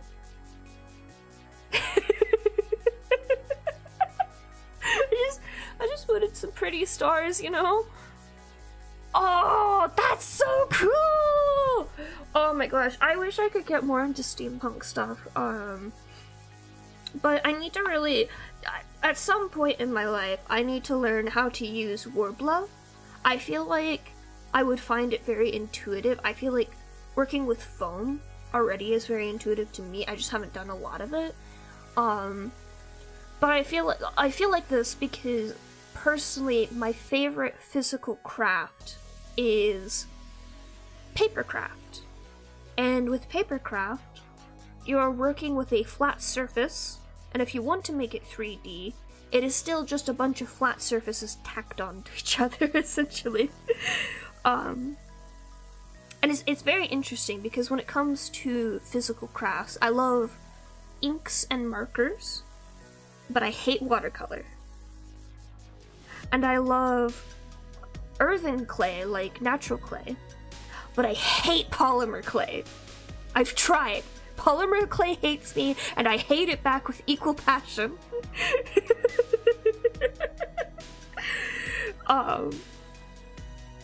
But I feel like, because I enjoy papercraft, working with Worbla is going to be a similar thing, not only because I feel like papercraft is just like a different version of working with Worbla, but when I was younger, I actually used to make like props with wooden dowels and just wooden dowels and paper, sometimes only paper. I made Kyrie's Keyblade out of paper and painted it, and it was the coolest thing I've ever made, and then it got lost when I moved and I cried.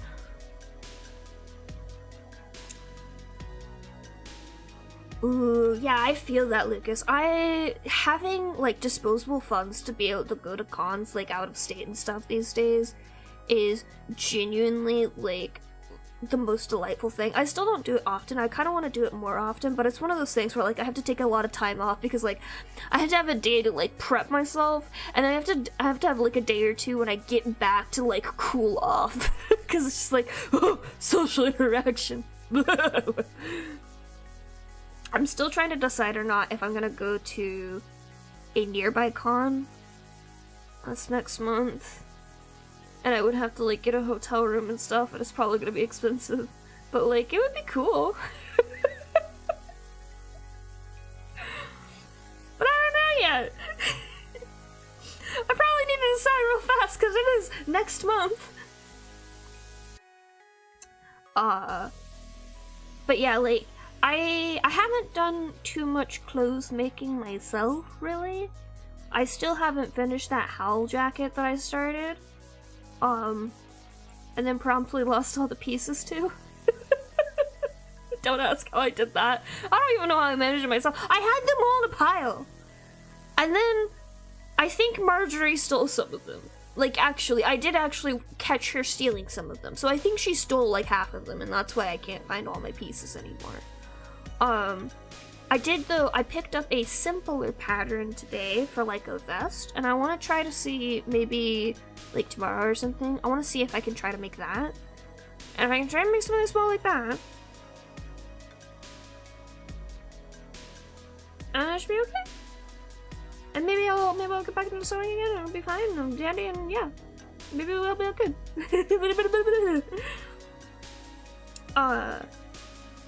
Yeah, like that's just like, I have to do baby steps again. It's really annoying.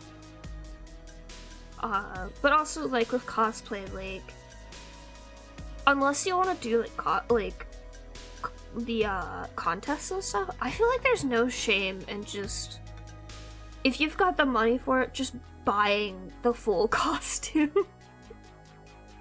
I don't think there's any shame in that. Like, if you're just there to like dress up and have fun, like, you do you. It doesn't have to be a great cosplay. You can just have fun with it.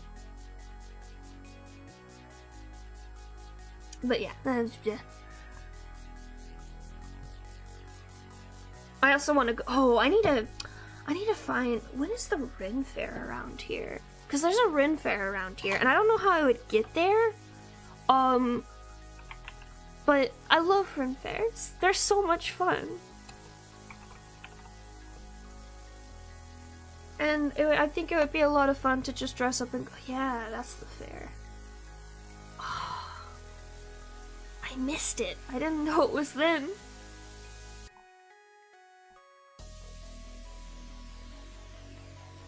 I need to remind myself. No, wait. Oh yes, this is the right one. Yeah. A Renaissance fair, a Ren Fair. Those are those ones where everyone dresses up in like fantasy and old-timey medieval costumes, and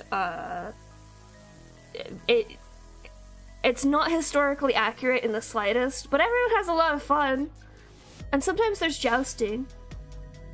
They had, oh my god, I love birds. I love birds so much. Okay, and they had like a whole like falconry there, and they had so many cool birds, and I got to pet a cool bird. It's so cool. Sorry, I really love birds. Okay. And I'm entitled to that love of birds. I had a bird name that I didn't like, and then I was like, okay, I'm trans now, I'm gonna pick a new name, and I was just like, you know what'd be really fucking funny? If I picked another bird name.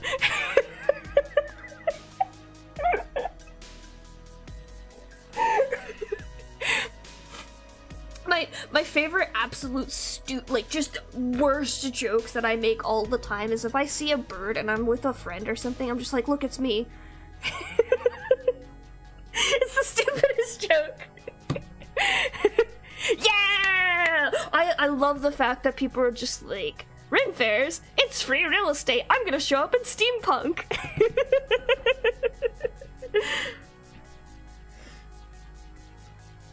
Oh, that's so cool that they had a parrot. Yeah, oh my gosh. I had to physically stop myself from just vibrating with excitement when the guy with the birds was walking around with a bird at the last Ren Fair I went to, and I was just like, can I please pet your bird?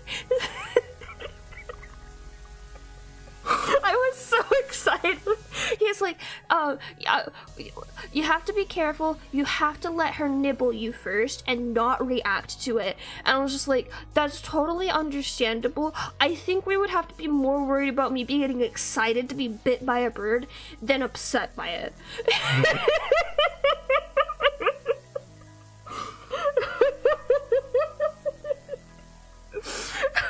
But of course I couldn't say that. vibrating, stop vibrating. He probably thought I was like super anxious. Until I like did a little dance afterward because I was so excited to put a fucking bird. They had owls, okay? I was really excited about the owls and the falcons. And the raven. They had a raven and a vulture. They had a fucking vulture. It was the coolest thing ever. I've never gotten to see a vulture in real life, and I was really, really excited to see a vulture in real life. Okay, I'll calm down a little bit. They did! And they were obviously not active because it was the middle of the day, but like they had like little dark rooms in their little falconry area, that you could like, you walk down a little hallway with all the birds on either side of you, and the owls were just hanging out there, and they're like, they are! Oh my gosh! Like, I already liked vultures, because vultures are cool as fuck.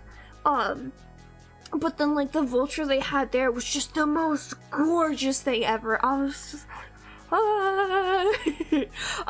anyways, now that I've had a moment to get my bird rant out, I do not want to disclose my dead name, of course, but my chosen name, Merlin. Merlins are a type of falcon, so they are birds. That is where the original wizard bird name came from, I think. Or maybe they named the bird after the wizard, who fucking knows? One or the other. The bird's a wizard.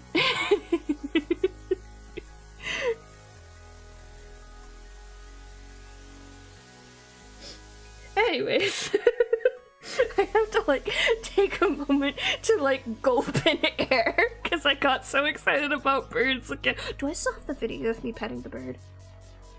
Or maybe I don't have a video of me petting the bird, but I definitely have a video of me giving the bird a tip. Because I had like a whole like bird show at one point, and my dad knows me so well.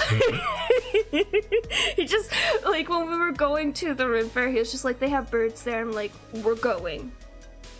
You understand that we're going and we're staying the whole time for the birds. Like, if I can fucking manage it, we'll watch the bird show twice. He's like, yeah, I know you too well. And, afterwards, like, I think I gave them, like, $20 because it was just like, these birds are so cool, you deserve my money.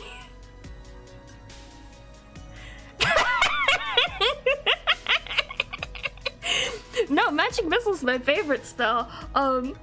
Some of my friends don't like it as much. I think that's a skill issue, though. And definitely not because I gave 3 wizards, Magic Missile and Shield, and forced them to fight them.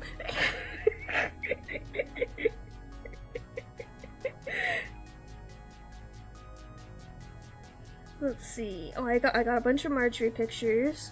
Pride cookie at work, my broken glasses. A weird mushroom I saw on the side of the road. Oh no, I transferred all my images from my phone, that's right. Let me look on my computer. Surely it's in here.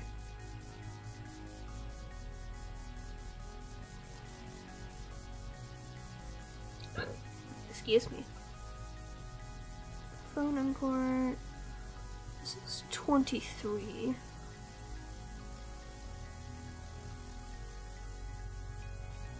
Sweet fucking Jesus, there's so many images.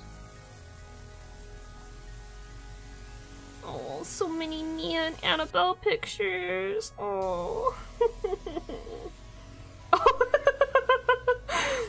I have a picture of me just grinning in the background, but also like tacoing Mia, and she's just got the most face. It's so funny. Whiteboard drawings. Random doodles. Oh, that's from one of my birthdays. No, that's from my sister. No, that is one of my birthdays, yes. A friend made like a cute dessert for me last year. It was really cute. More Mia pictures where she's being silly. Where's the Ren Fair? Show me the Ren Fair. Oh, here it is. Oh, there's the bird. Is that the one I... No, that's not the one I pet. But that's one of the falcons. That's their owl. Sorry. I'm very excited about the owl. Okay, hang on. What is this? It's deleted. Okay, cool. We're gonna go here and hopefully not dox myself. Very carefully. Very carefully. Make sure I select the correct image. Where is it?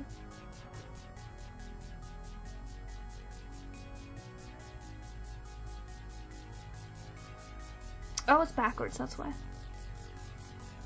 Oh, that's me with red hair. Oh god, it's so red. I loved having red hair. Unfortunately though, I have negative eyebrows. So it looks really weird when somebody blonde decides to have really dark hair, like red hair. Cause it wasn't like orangey red, it was like a deep red.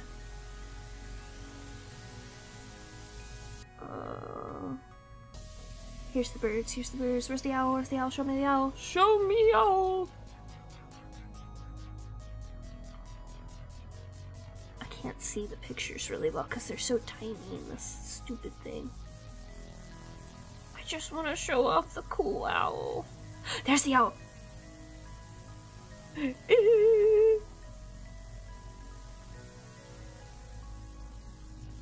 Like, look! They flew, like, right next to us. It was so cool! They had, like, 3 or 4 perches around the area. So it was so cool because you never felt left out because the birds would fly to all of the perches so everyone could see them. Is this the owl mid-flight? No, that's one of the falcons. Let's see.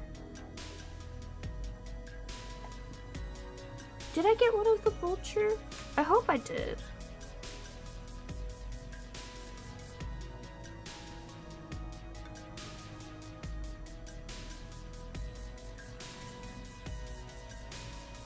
I might have been too enthralled to get a picture of the vulture, actually.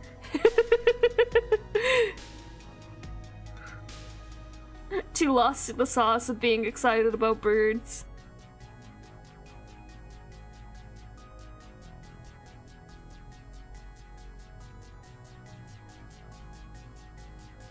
Let's see, there's another really good picture of one of the other birds they had, so I'm gonna show that as well.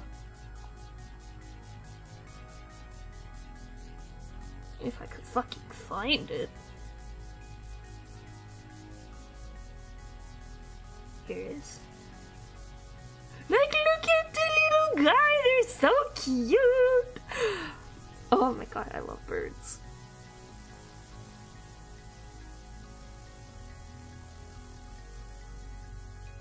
Oh, I did get the vulture! I did! Oh, okay. I have to show the vulture. Just absolutely fucking gorgeous bird.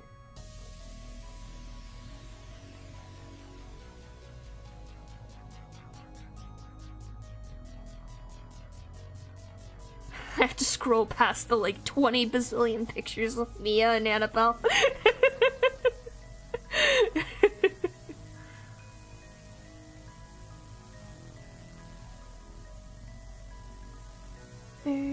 Bird's the word. Where'd they go? Where'd the bird pictures go?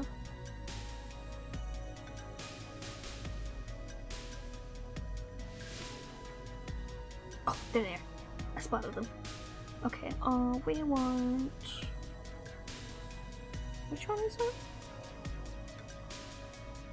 Sorry, they're all, like, default names, so it's just a giant string of numbers. 8468. 8468. I believe, I'm almost certain that this is the vulture. It's just so cool looking.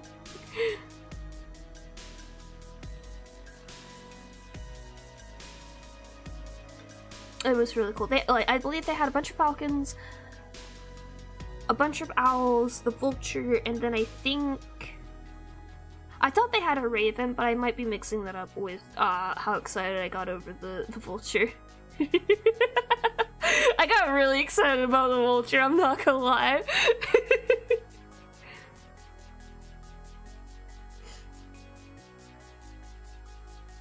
Oh right, I forgot. As we were walking in, the first picture I took was the sign that they had up there, like, caution! Occasional cannon fire! 10 a.m. to close. Like, don't worry if you hear a cannon. We planned for it. It's definitely not a fire hazard.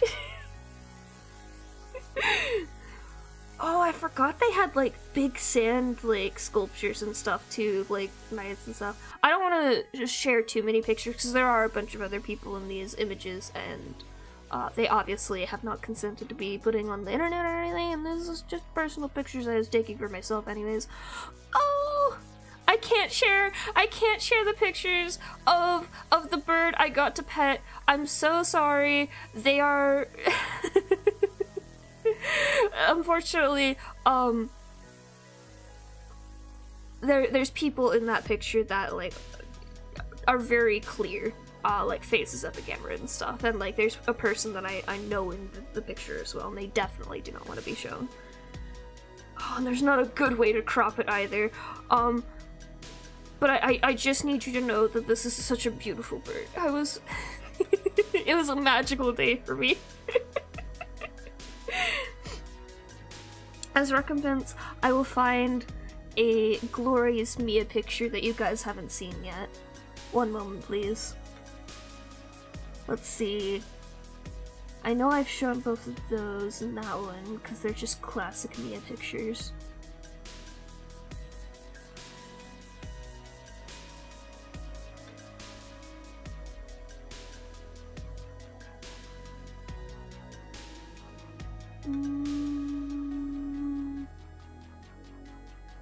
Oh, right.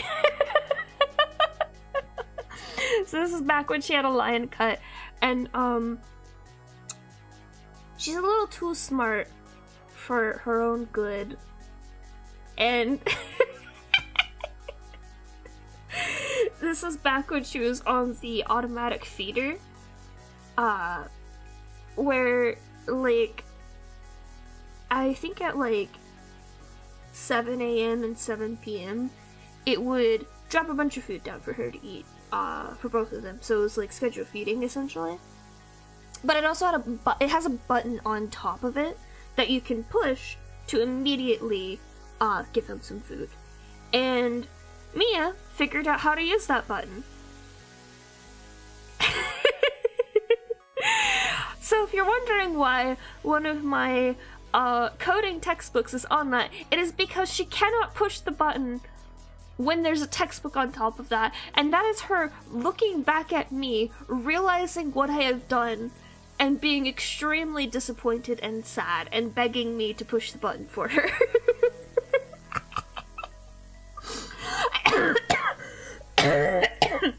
And you can even see, in the food bowl, she has some food left in there. She could just eat that, but she wants the bowl to be filled. She looks so funny with a lion cut, with just like the tail and the head being her only fluffy bits. But it helps so much with how much she mats, especially on her chest and her belly, and I feel so bad because, like, even me, like, brushing her daily does not do much to actually help with it. Because she's got, like, such a thick overcoat, and all of the mats are in the undercoat. But yeah, that's my darling girl. That was from ages ago, honestly. But I should probably get back to, like, actually drawing, huh? What kind of stream was this again?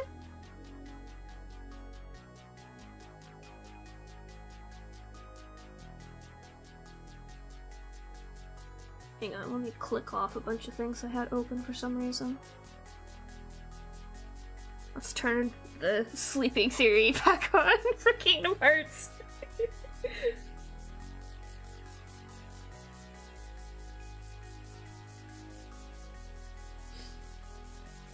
I need to like chug some soda or water or something. My throat is so dry now. I'm just really excited about birds, you know? They're just such neat creatures.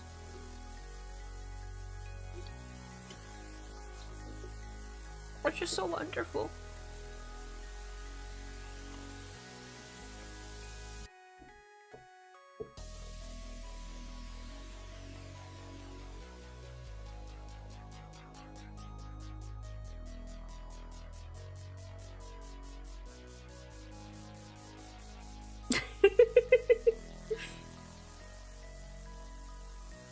Look, all you gotta do is like say 2 words, and then I'll have another rant for you, and it's fine. You just have to find another subject for me to rant about. I can rant about anything. I just have to try hard enough. Why is this a different color than that? Ah, I see. I'm using the wrong color.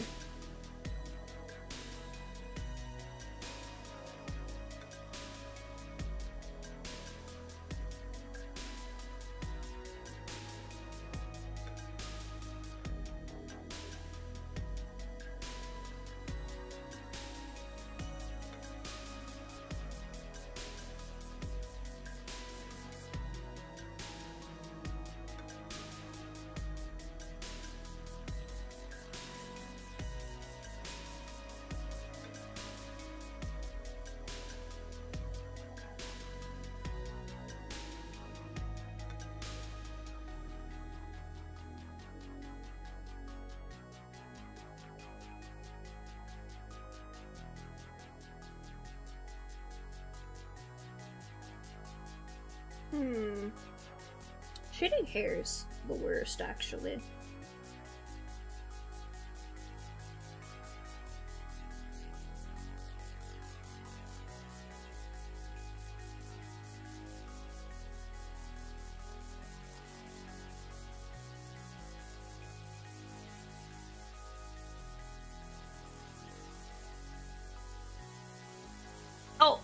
Oh boy.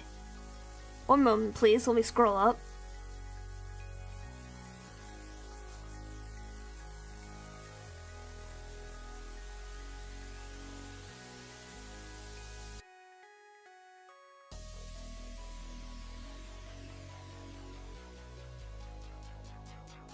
Are you specifically talking about the differences in classes in D&D that are magic casters?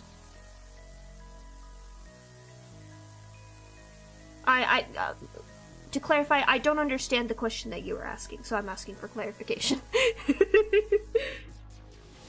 Like, are you comparing a wizard casting it to a bard casting it? Type of deal?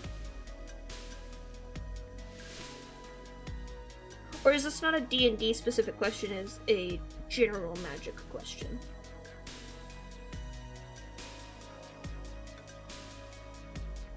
Okay, I'm assuming that's the first thing. So, actually, while there are certain differences with the way different casters cast spells, if there is a spell with a somatic or verbal requirement, any spellcaster who casts that spell does have to actually do that requirement. So, if a wizard has to like wave their hands to cast a spell, the same spell cast by a cleric would that cleric would also still have to wave their hands. The difference is, for like a cleric or a paladin, they have a holy item that is their equivalent of the magic focus that a wizard has. And for wizards, you usually get one of 2 items. You either get a component pouch or you get a wizard's focus. And a wizard's focus counts for any material component for a spell that doesn't have a specific cost associated with it. Because, like, there's, like, the resurrection spell where you have to have I think it's like a diamond worth, like, such and such amount of gold. And you have to have that diamond because it has an actual worth associated with it.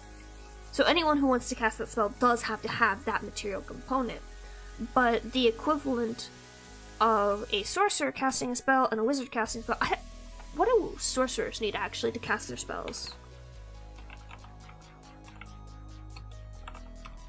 I don't remember what the difference between sorcerers and wizards is.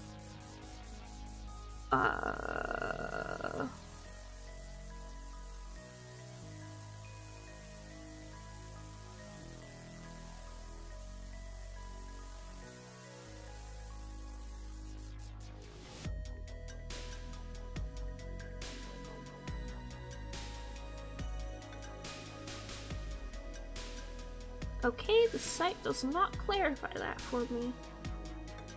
I think because they're innate spellcasters, it doesn't matter, but like, for most spellcasters, like,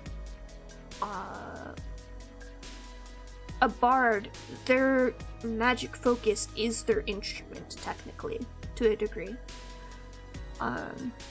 As I said, clerics and paladins have their holy item, or their holy symbol, and I actually made an artificer recently. Their tool for magic is actually a set of tools. It's either Tinker's tools or I forgot the other one that it could be, but it's a set of tools. That is their magic focus technically, but it is just a mundane set of tools. I've never made a druid, so I have no idea how they work. But yeah, it's not that they are casting the spells differently, it is that the source of their power comes from a different source. Wizards, it's kind of innate, mostly just they've learned to use the weave. Whereas, I don't know how it works for bards other than just like, oh yeah, they kind of innately have some power and they're molding the weave with their songs, or I think poetry is actually a way that you can make a bard. Or in sorcerers, it's because their power comes from the fact that they were born of a bloodline that has innate magic power, like demons or dragons or aberrations, etc. Or warlocks and clerics, who are very similar in that they kind of have a deal with a higher being that grants them power. Same thing for paladins. I believe with paladins specifically, it comes from their oath. That they make a binding oath that so long as they do not break it, that is how they get their power. Yes, in D&D, to my understanding, all magic is cast through this concept of the weave, which is Mystra's sort of existence over the entire world. That is magic. The weave is magical, and it is how all magic is cast. And well, I mean, I was like, and Mystra is, I was like, the only thing I can remember about Mystra, other than being the goddess of magic, and then, like, maybe dying and reincarnating in some weird way, and making it to where you can only cast spells that are 9th and below, because of some specific background fuckery that I don't really understand. All I can remember, actually, is that, Gale fucks her. And then she had a messy breakup with him. And then he mopes around in Baldur's Gate 3 because she's like having an on and off relationship with him, and then cursed him to be a fucking magic bomb, and he's still in love with her, and he won't fucking shut up about being in love with her and getting with her all the time. My friend and I, when I was playing Baldur's Gate, like, we had such a difference of opinions on Gale, because she loves Gale, and I'm just like, understandable. He's pretty hot. I can't date this man, because he will not shut the fuck up about Mystra mid-sentence flirting with my player character. And I'm sorry, like, I'd be down for a poly relationship, but Mystra is not clear, and she clearly broke up with this man because she cursed him to be a fucking bomb.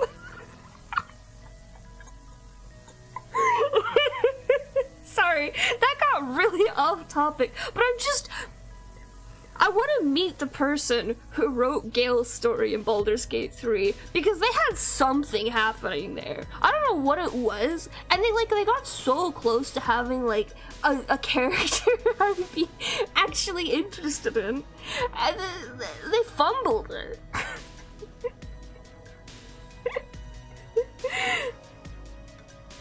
Like, I also was really, I really loved Astarion's character, but I also feel like they really fumbled him as well. I don't like stories, like romantic stories where I don't like romantic stories where like the point of it is to change your partner or like change somebody and all of a sudden you're together or whatever. I don't like that. And I didn't want that for Astarion's story either. Because, like, he is sort of this, like, very chaotic neutral character who's, like, he thinks pissing off some people is funny, and then he'll get mad if you help them instead and stuff like that, and I'm just like, you know what, that's fine. But it's kind of, like, a little wishy-washy which of those things he cares about, like, you shouldn't do, and then sometimes you do the thing, and then he's just like, wow, fuck you, how dare you do that? And it's like, oh, huh? I disagree with this shit, I don't understand! And then, like, I never actually got to this point, because I was kind of getting bored with just, like, the characterization overall. That's a whole different story. I feel like, if you enjoyed Baldur's Gate 3, I am happy for you. It just wasn't enough for me personally. But, like, apparently, when you get to the end of his whole story arc, your choices end up with him either no longer being a vampire or becoming the same kind of person the evil vampire who turned him into a vampire is. He just also becomes an evil vampire. And I think that's bullshit. He can still be an evil vampire, at least in my opinion, in a different fucked up way than his previous master. But it was, like, very clear that the intent was, like, the cycle of abuse continues or something like that. Some bullshit like that. And just like, you've portrayed him this whole time, throughout the entirety of the story, as a character who can empathize with other humanoid creatures, because technically humans aren't the only mortal creatures, and we don't have a word for it. That's a whole nother argument I can get into. But like, you've clearly shown that he is not a fully evil person. He's not a great person. He's definitely not good in any sense of the word. But he's not necessarily evil unless your story path also happens to go down that path. And I'm just like, why couldn't he be chaotic neutral in the end still? Like, why couldn't you have allowed that for him? I don't understand. I think what you're selling is bullshit. I think it's dumb. That being said, while I personally found a lot of the character arcs and character building of, like, their personalities and stuff a little too shallow for my own taste, I still do think that overall they did a very good job of allowing there to be branching paths and allowing you to make character choices that really mattered. I think they did that really well. I still definitely felt like there was a lot of agency in the same vein that you do get from actually playing D&D. Although it wasn't as deep as getting that personalized campaign experience from somebody who was really good at DMing, I still think it was a great game. It's just, I like my characters to be a little deeper than that. Or like, I honestly, actually, you know what? I think my actual problem with the game is I would make a choice intending and expecting it to be one thing, and then getting the opposite result from that. And it was really frustrating to constantly have to reload. Because a lot of the time, it was literally just like, oh, I didn't realize that was meant as, like, sarcasm for a choice. And or the wording of the choice could have gone either way. And I meant it one way, and the game meant it the opposite. And that frustrated me. I feel like if you're going to have those sorts of wordings in your choices, that's stupid. And you should either put a little marker on it that says, this is going to make you an evil character, or this is going to make you a good character. Because otherwise, you got idiots like me going, what the fuck did you just do to my character? Excuse me? I also do think, actually, the other thing I do think was a bit of a problem is, like, you could very easily get a read on what each character's, like, intended alignment was, and, like, what things they liked and what, like, things they didn't. There were a lot of exceptions like that, like, notably, I was personally going for an Asterion route. I had a lot of trouble getting on his route. But there were certain characters that it was really, really, really easy to accidentally make them fucking adore you. And it was really awkward for me because, like, the first character that actually approached my character in a romantic manner was Laziel, and, like, her whole thing is literally, she comes up to you and she's just like, let's have sex. Like, straight up. And, like, I was just like, oh. What? Like, I had done nothing to incite that other than just, like, act positively towards her, but not, like, super positively. But she went from, like, kind of neutral positive to super positive incredibly fast. And that was Act 1. And I was just like, huh? What the fuck? Where did that come from? Huh? And then Gale I don't think Gale, like, actually, like, hard flirts with you until Act 2. But that one also just came out of nowhere. Cause it was, like, a lot of the time he was just like, yeah, you know, being a magical bomb to be set off, as a sacrifice kinda sucks. And I'm just like, yeah, that does fucking suck. And he's just like, please love me. And I'm like, I didn't flirt with you! I wasn't flirting with you! Why did you think, why is this concerned flirting with you?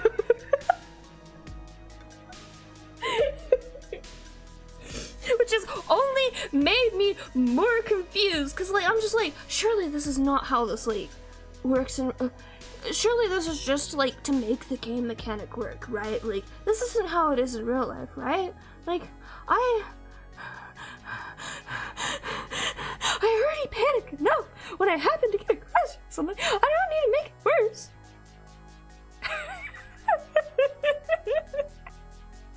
It's fine. Laziel, honestly, the GOAT. I don't know why everyone hated her. She is fucking fantastic. I loved her character so much. She was definitely my favorite by the end of the time that I was playing the game. And she still is, honestly, my favorite. I adore her. And also, she takes it like a champ. She's just like, oh, I don't care if you actually want this or not. Like, I'm just asking if you... I'm just offering, essentially. Like, she was just offering. I don't think she even gets, like, a negative, like, relationship hit if you reject her. She's just like, yeah, okay, whatever. Let's keep traveling. I think she gets more upset if you don't let her torment, like, this one, like, rude guy in, like, one of the first settlement areas you get to. She gets more upset if you don't do that, rather than rejecting her.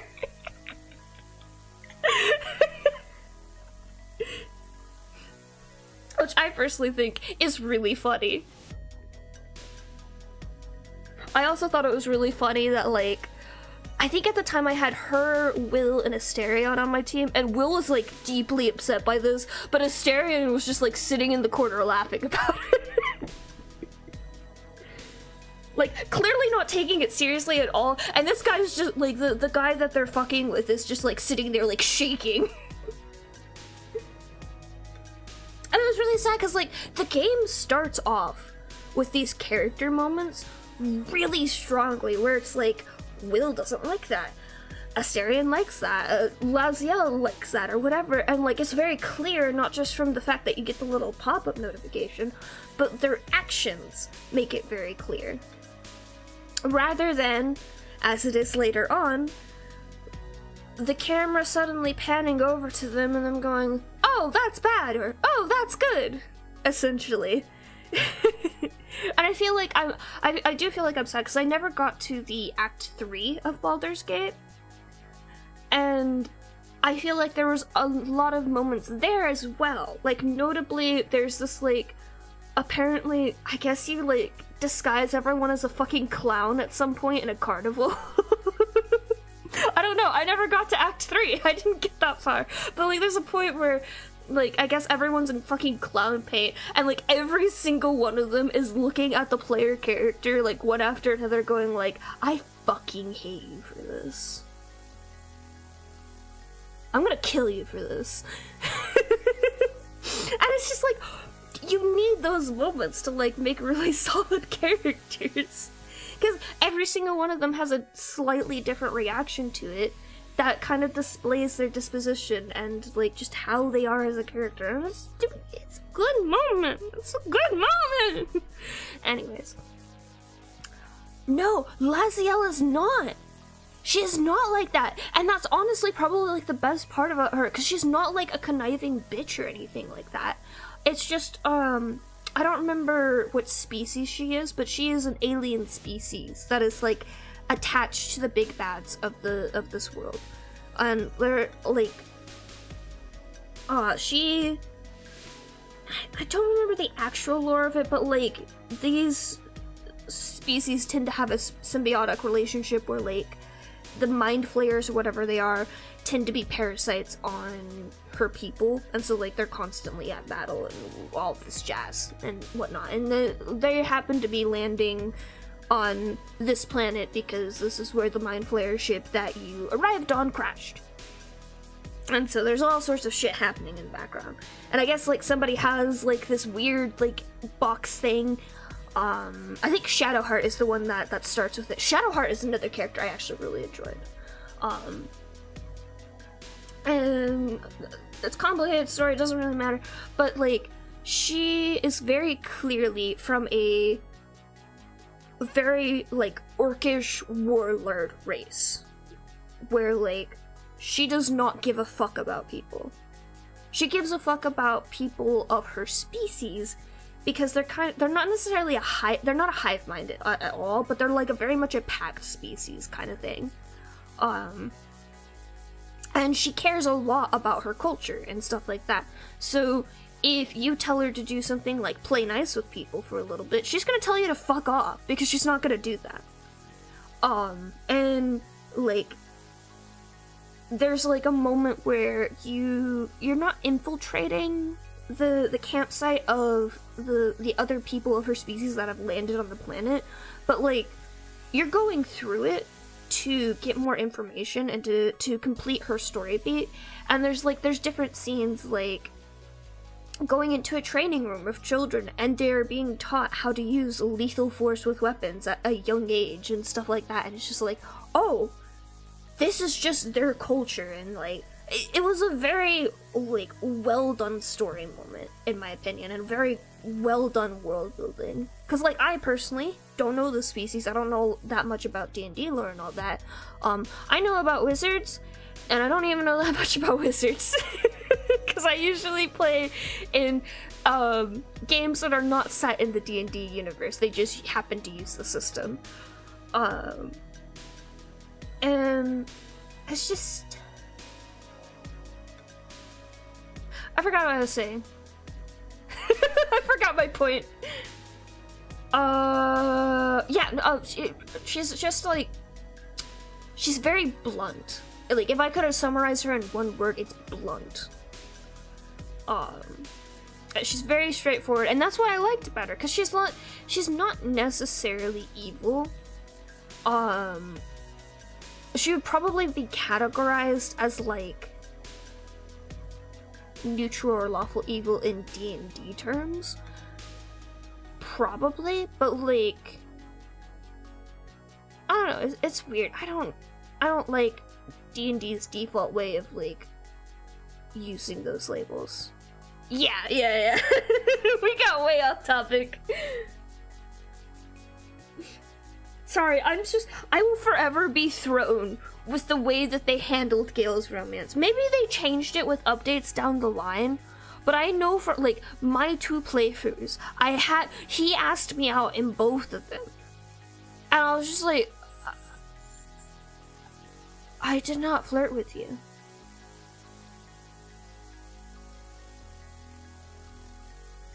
Why are you flirting with me? Although, to be honest, it kind of summarizes my, like, real-life romantic interactions, too.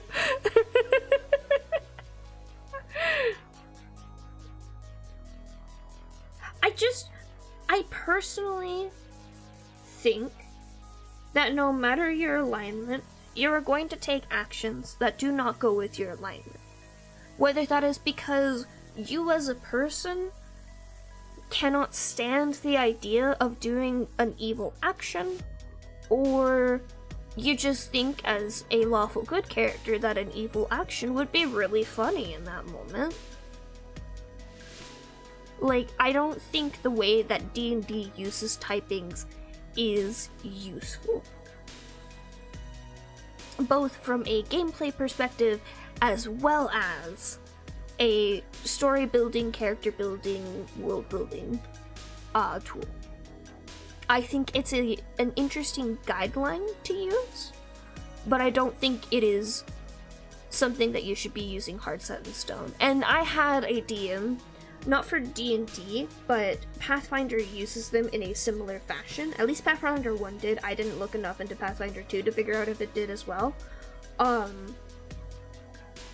I was, at the time, playing a character that, their whole story beat has changed at this point in time, honestly. Like, this character was supposed to be a lawful evil guy who, was like an evil scientist type dude. And the thing is,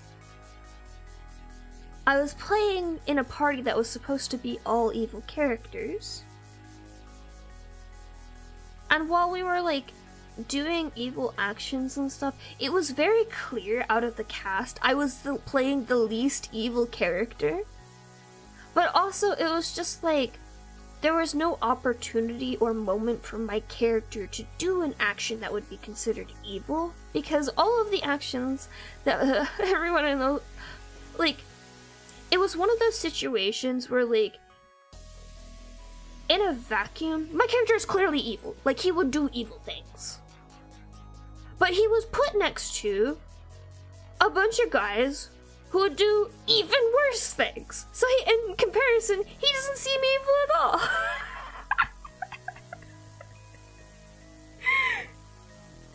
And so my DM at one point was just like, I don't think your character is evil enough, so I'm demoting him to, like, true neutral or lawful neutral or something. And I'm just like, okay, I don't think that's your call to make, but sure. It was weird. Like, I think if he maybe approached it and I'm like, hey, you know, your character doesn't seem all that evil, or like he did anything that allowed my character to be evil and I just didn't take those options, I think that would have made more sense. But it was like, it was one of those situations where, like, everyone's doing morally terrible things, but my character, because he is lawful evil, he still has standards, okay? He's not gonna just do every evil thing under the sun and be okay with it. That's stupid.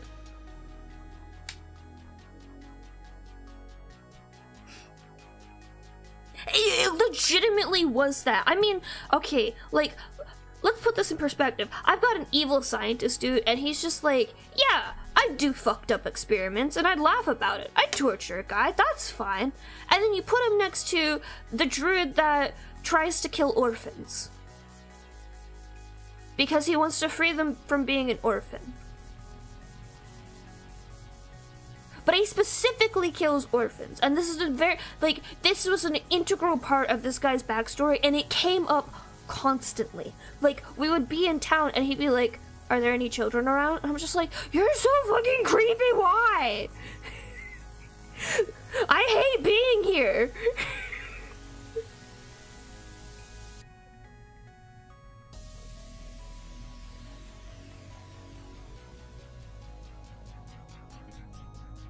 I don't even remember what any of the other people were playing. I think, like, one of them was just a big, like, creature thing, and he never actually took any actions that were, like, evil, really. But I think his, like, creature type was required to be evil or some stupid shit. I don't remember any of the other characters. Mainly because they did not do anything of note. Like, I played in that group for several months, and this was the group that had 8-hour sessions.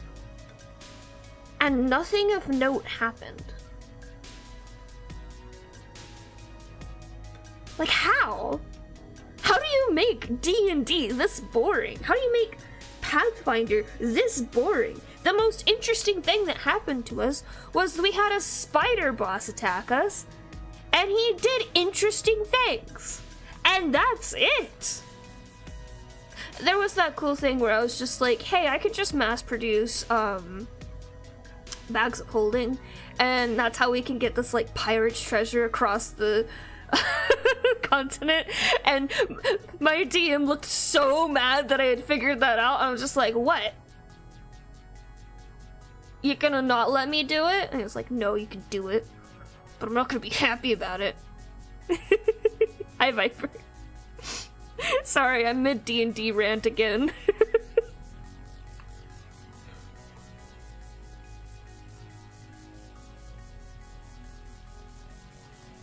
I legitimately think the, like, in base D&D, if you're not just doing whatever the fuck you want, if you are strictly following the rules, there are certain races that are required to be evil or good, and I think that's stupid.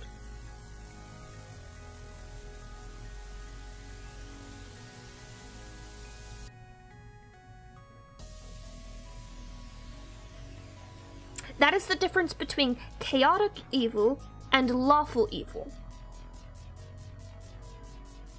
That is what you're describing there. Lawful is they have a code of some kind to follow. Whereas chaotic is they're not really following any guidelines. They're just doing whatever they want. On the opposite side of that is good and evil. Good is they, I guess, are like just, they're trying to better the world in some way. And evil is they're a selfish prick who just wants to do what they want to do, essentially. But even that doesn't really describe the difference between all of these things accurately, because they're subjective, opinionated terms, and they are not useful metrics for gauging how your character is gonna act. Yes, chaotic is just random bullshit go. And the reason that a lot of characters end up falling into the chaotic neutral section, yeah, they're just straight up good and evil is how it works, legitimately. Like, the reason that there's no character that truly is going to fall into like one of these categories 100% of the time. Like, it does not work that way. You would have to be perfect on it every single moment you're role-playing that character, and I do not think that is, like, unless you're doing something, like, you'd have to be doing a bit, I think, to do that correctly, to the degree that they want you to do it, and I think that's stupid.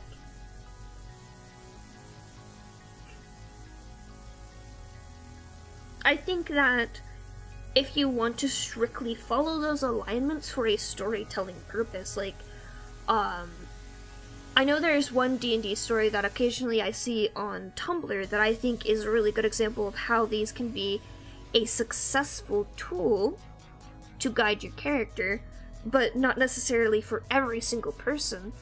But this person is describing in their D&D group, they had this whole ordeal where the old gods were dying and needed to be replaced, and they were trying to pick which player was going to replace which god.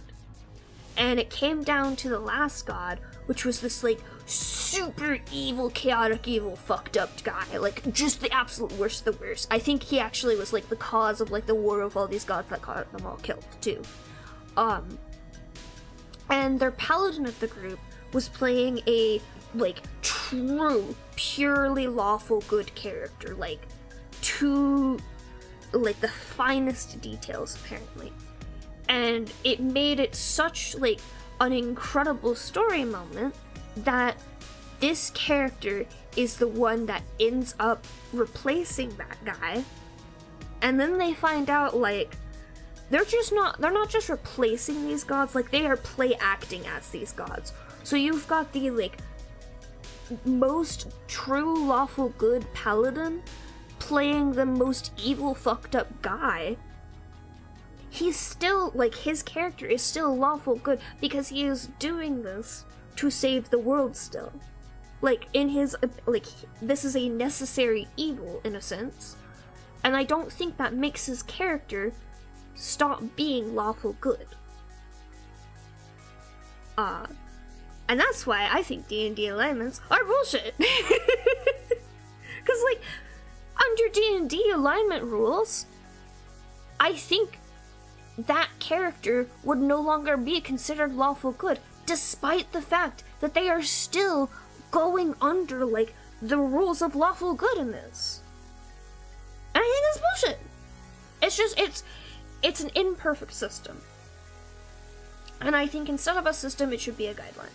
Hi Ash, I'm sorry, I'm ranting about D&D right now. I'm ranting about D&D alignments and why they're stupid.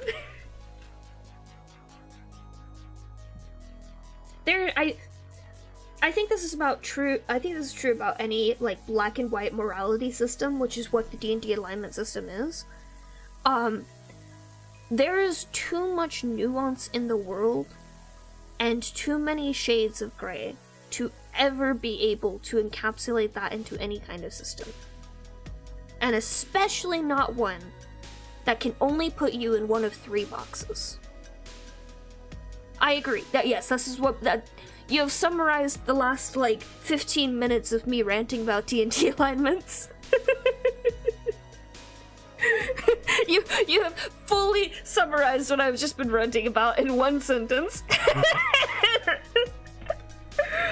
Like, I think it is a useful guideline, especially, like, if you're not familiar with character creation and what you want your character to be. I think it's a useful guideline.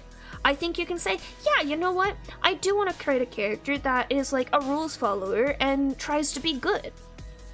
Or I do want to have just a fucked up evil guy.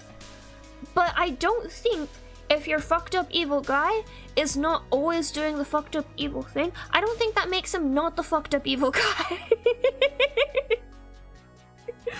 I got on this rant, Ash, because I had a lawful evil character I was playing in Pathfinder at one point, and my DM at one point was just like, I don't think your character's lawful evil because you're not doing evil things. And I'm just like, I'm sorry, my character still has morals as a lawful evil guy. He can have morals as a lawful evil guy.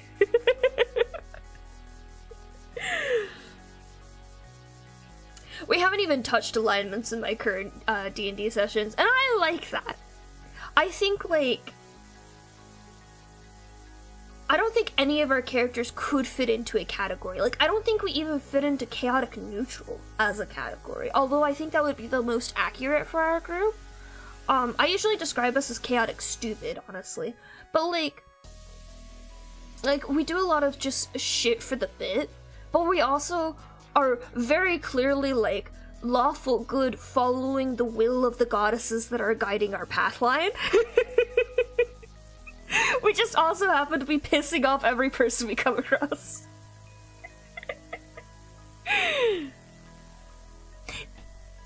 cute. Yeah, it was such a weird situation because there was supposed to be a full party of evil characters. But the problem was my lawful evil guy with morals was being put next to the orphan killer guy who kills orphans to release them from this life of pain. I quote. And well, when you're put next to the orphan killer druid, you don't seem like such a bad guy. It's just like, what the fuck? No, this guy is still lawful evil, DM. It's just everyone else in this party is so much more fucked up than him that he seems tame in comparison. I don't know how to fix that for you. I truly, literally, the only other character I could remember from this group is like some like, it's not a bugbear, but it was some like big like bug thing that like dug tunnels and stuff. And I only remember him because I had to draw that piece of shit and it was fucking awful. The only other character I remember is the orphan killer because that's all I ever heard about. Like, there was no other story beat that was interesting for any other character other than this guy. I promise you, like, every other person in this party probably only remembers like 3 people. The bugbear guy, maybe. Probably not even him. The orphan killer, and me because I'm the person who broke up the group. But that's a different story.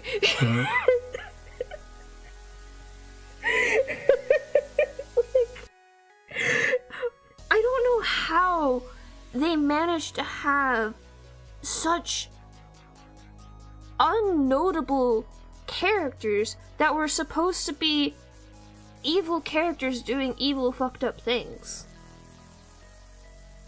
And flubbed it so badly. They were all excited to play evil characters. I think I was the least excited to play an evil character, but I was like, yeah, you know what, I'd do it.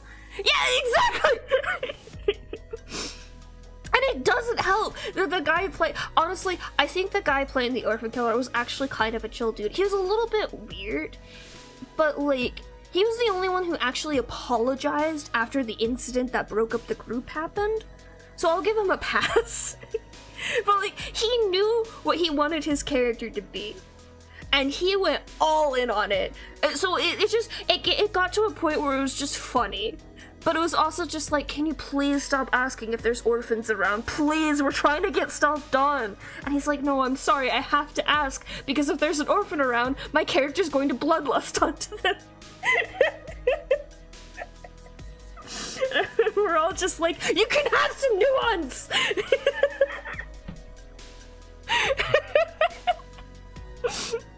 Like, how is it that the worst character in game is played by probably the most decent person? Every time we were in a public space in game, every single time we walked into an inn or walked into town, he's just like, are there any children around? I gotta check for the orphans.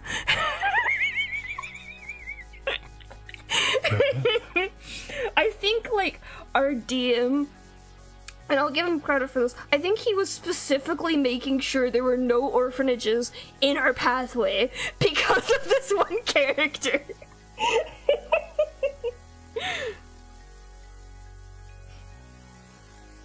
Oh, don't worry, Lucas, this was in person. I had to stare these motherfuckers in the eyes for 8 hours straight. It was genuinely, looking back, his character was hilarious. I would rather have characters like that than just characters that are not memorable. Like every other character, I don't remember anything about him. Like the bug character, I do remember like a couple of things. Like there was interesting moments where like he really like knew how his character worked. I think he was a min-maxer, to be honest. But it made his character more interesting that he was a min-maxer because of the way he used his character. So I'll give him credit there. But also, he was the guy that pissed me off enough to break up the group. So I also don't like him.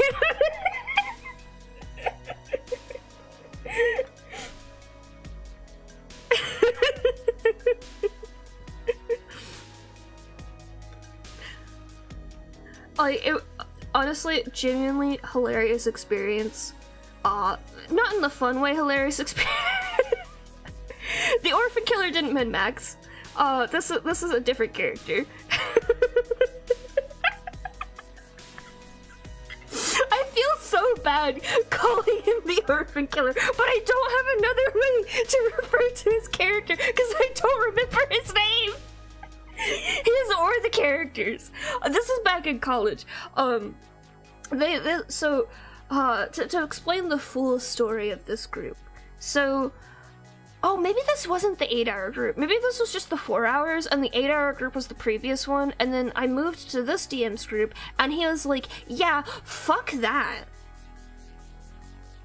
We'll maximum go to 6 hours. I'm just like, you're insane. All of you are insane. Genuinely, what is wrong with you people? No, wait. No, he was the 8-hour group. He was the 8-hour group. He was fucking insane for that. I know this because the spider fight, which was the only cool moment we've ever had in that campaign, and that campaign was going on for like 6 months at this point. That day was a 10-hour session instead.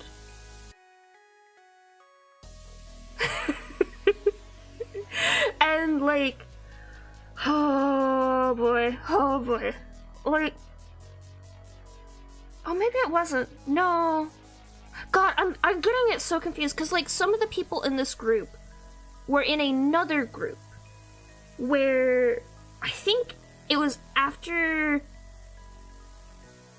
the evil group split up. I joined another group with the same DM and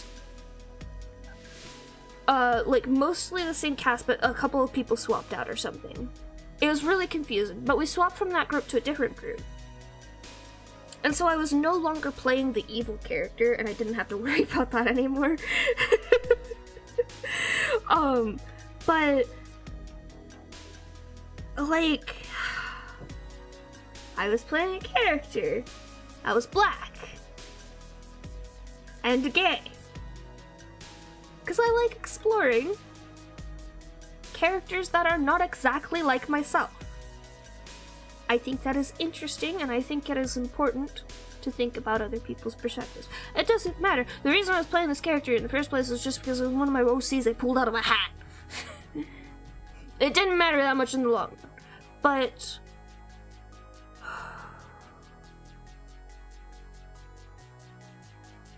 for the most part, this group was fine. It was boring, but it was fine. Up until the point that one of the dudes started making jokes that were just microaggressions to my character. And context, all the people in this group were white, and I was the only non-male person there. And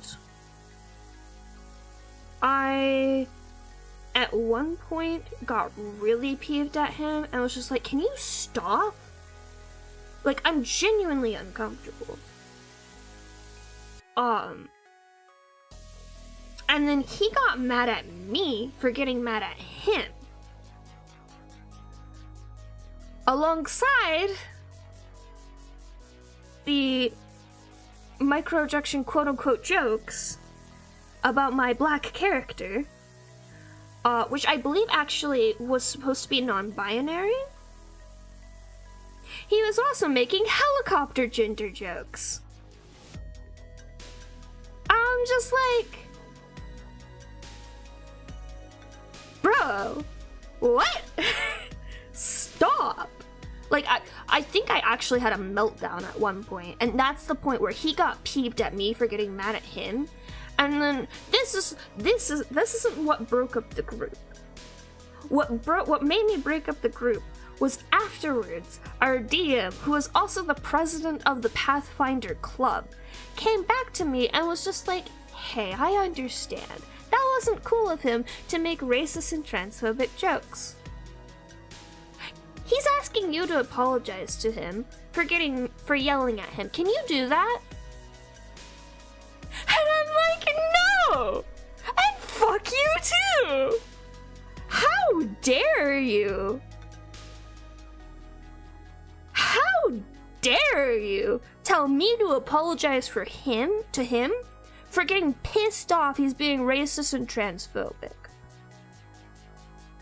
Like, no wonder there's only white people in this group, and I'm the only non-male person here. Jesus fucking Christ. Yeah, it was a legitimate nightmare, and the worst part about it was, in the middle of all this, in the midst of this, like, as the, like, tension is building up with this guy being such a douche to me, I was in the middle of starting my first DMing experience and trying to make a campaign that my DM in this group was gonna be in, and a few other people that I was getting introduced to. And I was just like, I'm not doing that anymore. No, go fuck yourself. How dare you? I'm gone. I'm leaving the group. Like, no, this is my last straw. I told him to stop several times before this. Very politely, might I add. God, I think he actually made one of those one time, and I was just like, you do not get to say that. No. What is wrong with you, genuinely? It was such an upsetting experience, and nowadays I feel so bad, because, like, I want to run a campaign of any kind, but...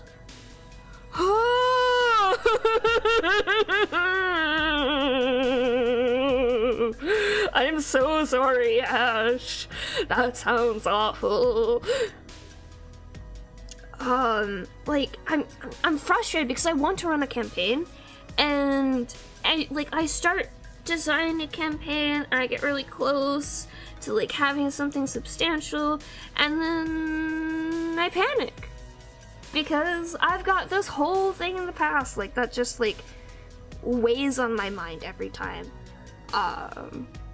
It's really frustrating. Like, I was going to run a mini campaign, like, a couple of months ago, and I couldn't finish it.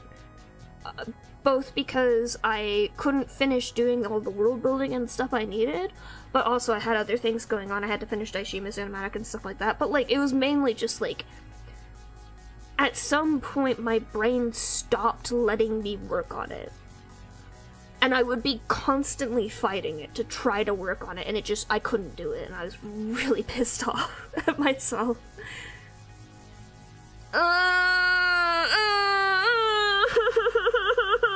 Oh, I hate that. Oh my god. Okay, maybe I can talk about this with, like, people not coming after me, like, but it still has a good plot. No, Shield Hero is a trash anime, and I fucking hate it. And I'm mad because if they didn't have the stupid Slave Falls in Love with MC plotline, it would be a decent anime that I would enjoy. But no, they make it a thing, and then they make it worse. Every time it comes up. I hate it, and I keep getting people telling me that it's a decent anime. I'm just like, no, it's garbage. It is garbage because they made it garbage to feed their one little obsession.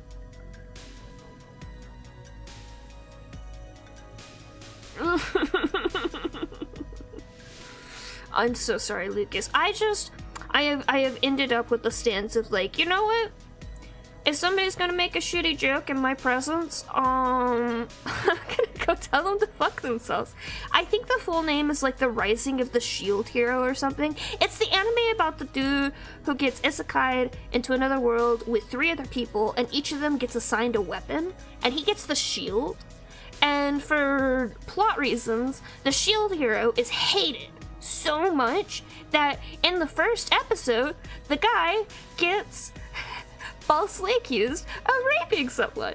And it ends up with him getting kicked out of the group, and all this other stuff happens, and eventually it's just like, okay, yeah, no, I have no resources, I have no way to actually accomplish anything because I'm stuck with a stupid shield and I can't use any other weapon. Okay, I'm gonna hire a slave so that I can actually, like, do things. And I'm just like...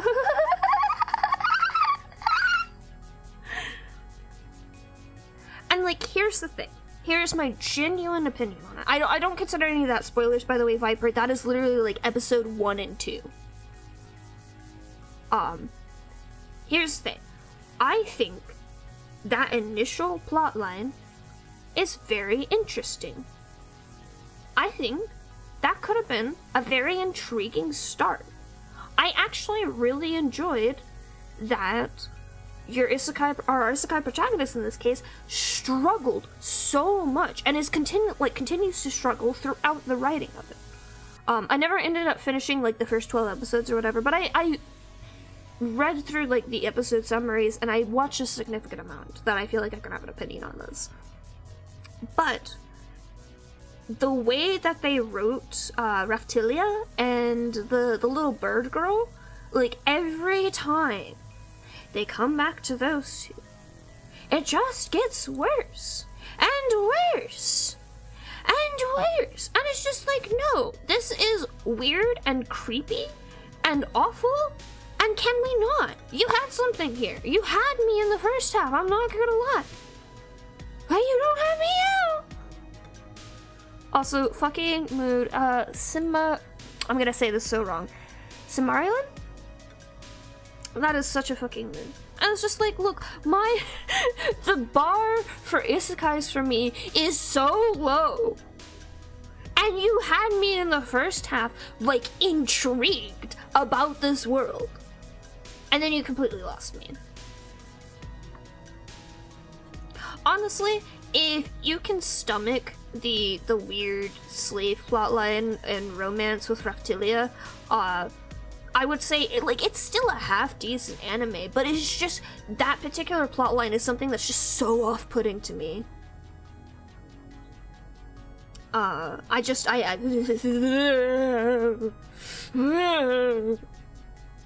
It makes me mad because I like isekai as like a genre idea.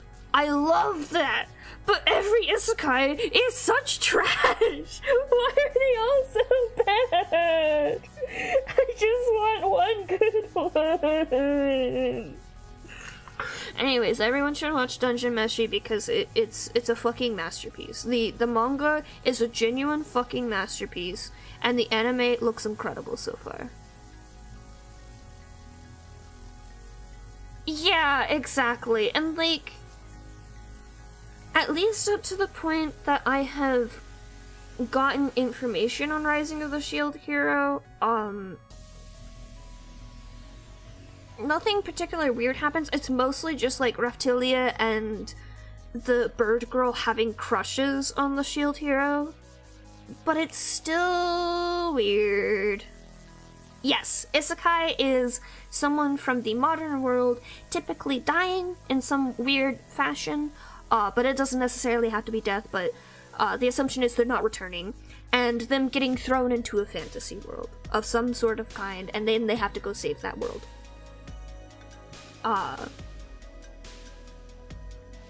Yeah, it doesn't necessarily have to be fantasy, it doesn't necessarily have to be that they died, those are just typical trope things that happen in genre tropes, that's the word.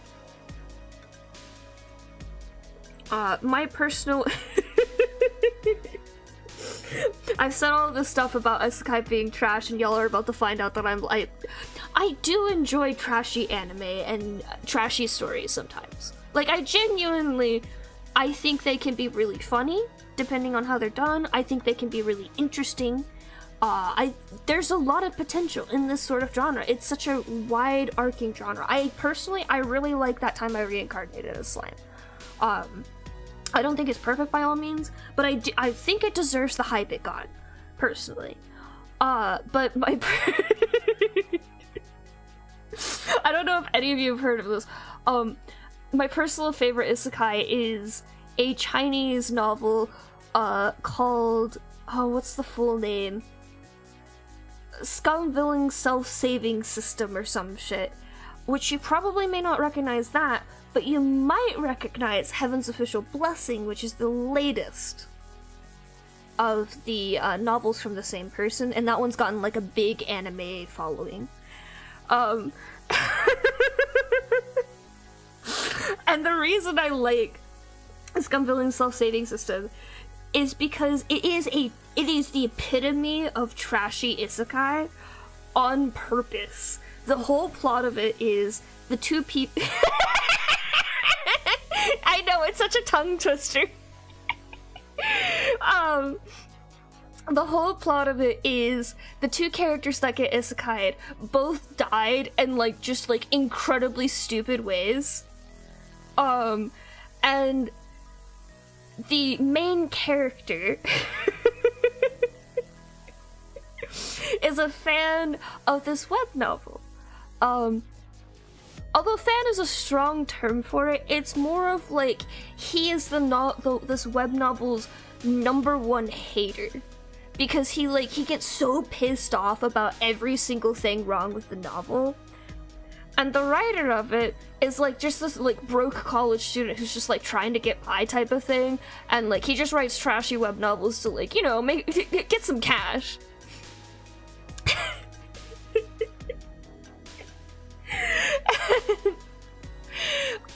So the web novel, the day the web novel finally ends, the protagonist of the story gets so pissed off about it, I think he like has a heart attack and dies. And that's how he gets isekai'd.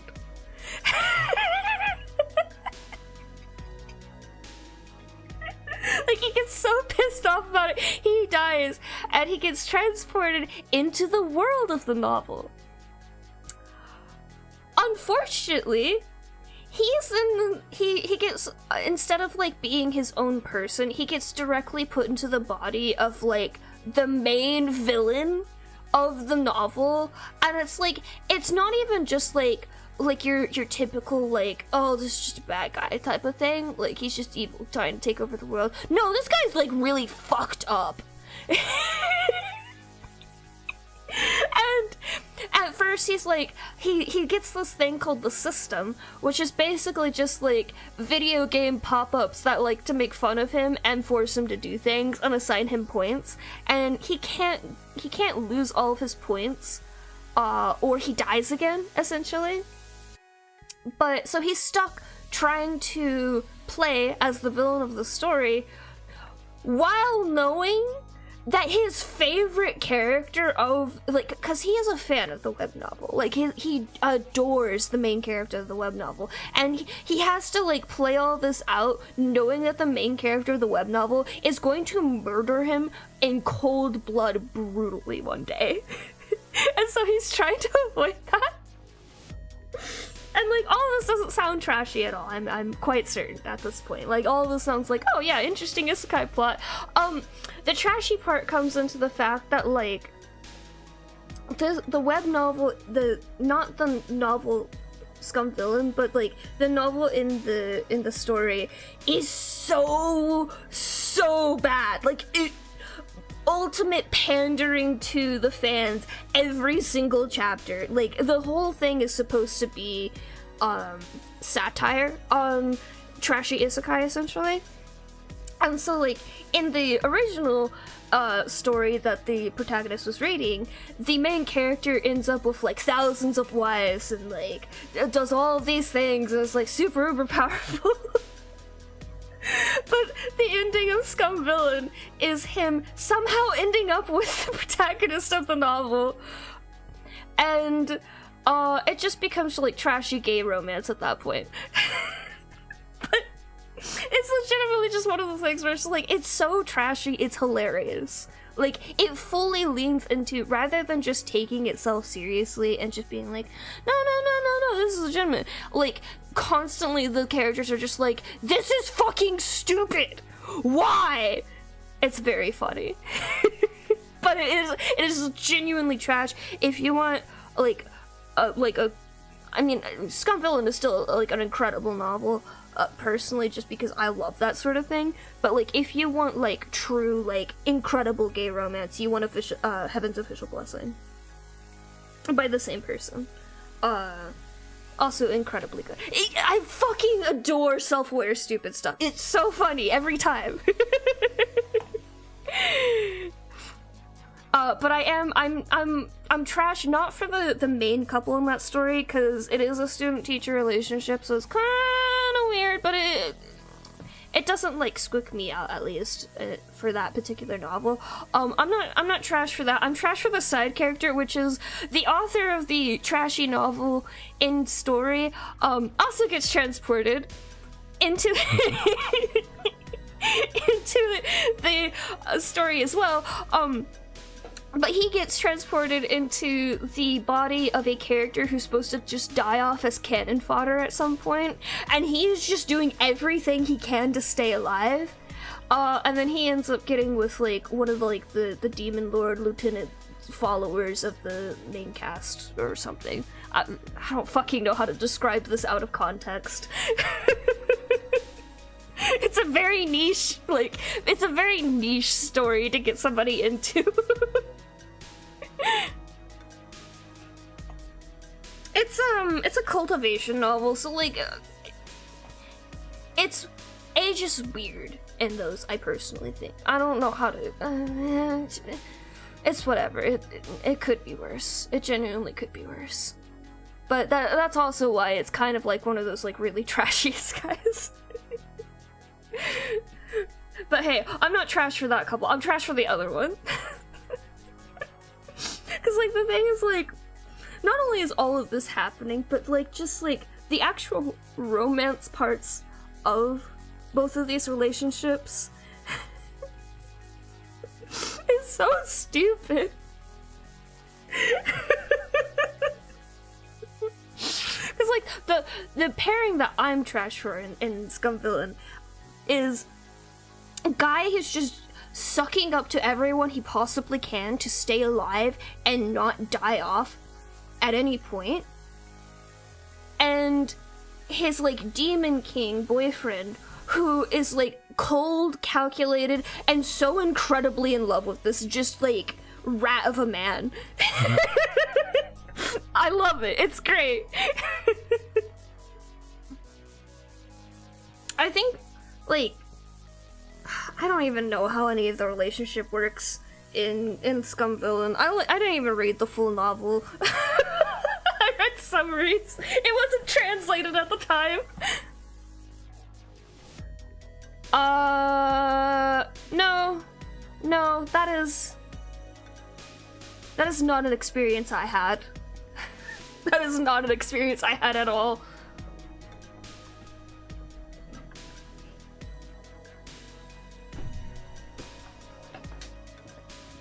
Even when I had teachers, all the other people were oh my god, they're so cute.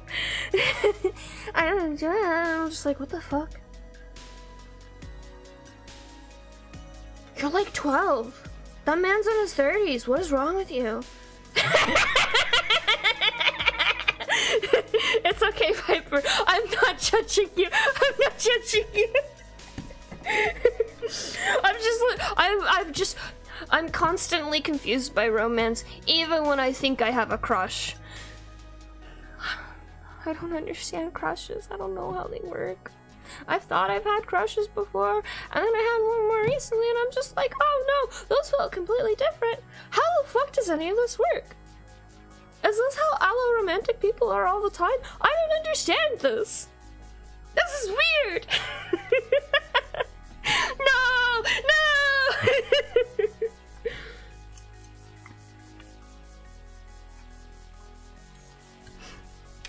I'm sorry. I'm sorry, Piper.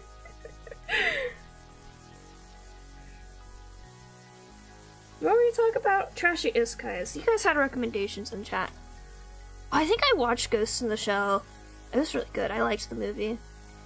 Not the Netflix or whatever one, the animated Ghost in the Shell movie. Also, Ash, when you finish that, please send me a link. That sounds really fun, actually. I really like that. I want to see that game. Vivi? Somebody explain this Vivi anime to me, please. I wanna hear about it. Also, I also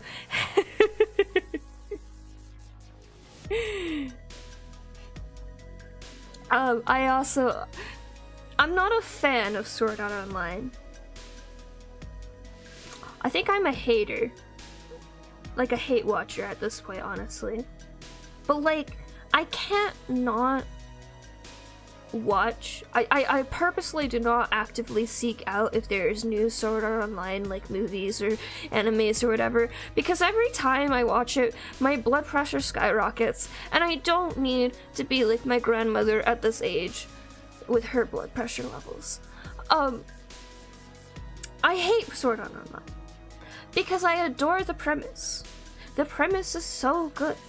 I love the idea of a story where everyone gets trapped in a video game and they have to beat it or die. I think that's a fantastic premise. And Sword Art Online takes that premise and throws it in the garbage.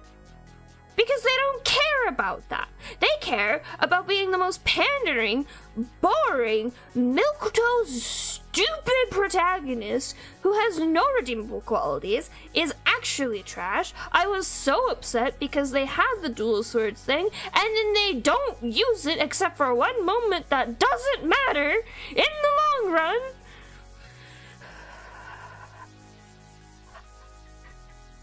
It's such a garbage fucking anime. It's such a fucking garbage show. And the worst part is, I know for a fact that every other, like, media adaptation of Sword Art Online, especially and including the original web novel, is even worse about everything about it. The only Sword Art Online I watch these days is the abridged version that's on YouTube, and I think they're neat, and I think they know how to tell a proper story, and the fact that they use the same exact scenes and animations from the original anime and turn it into something that's actually great to listen to and laugh at. It's admirable, and I hope they continue their work.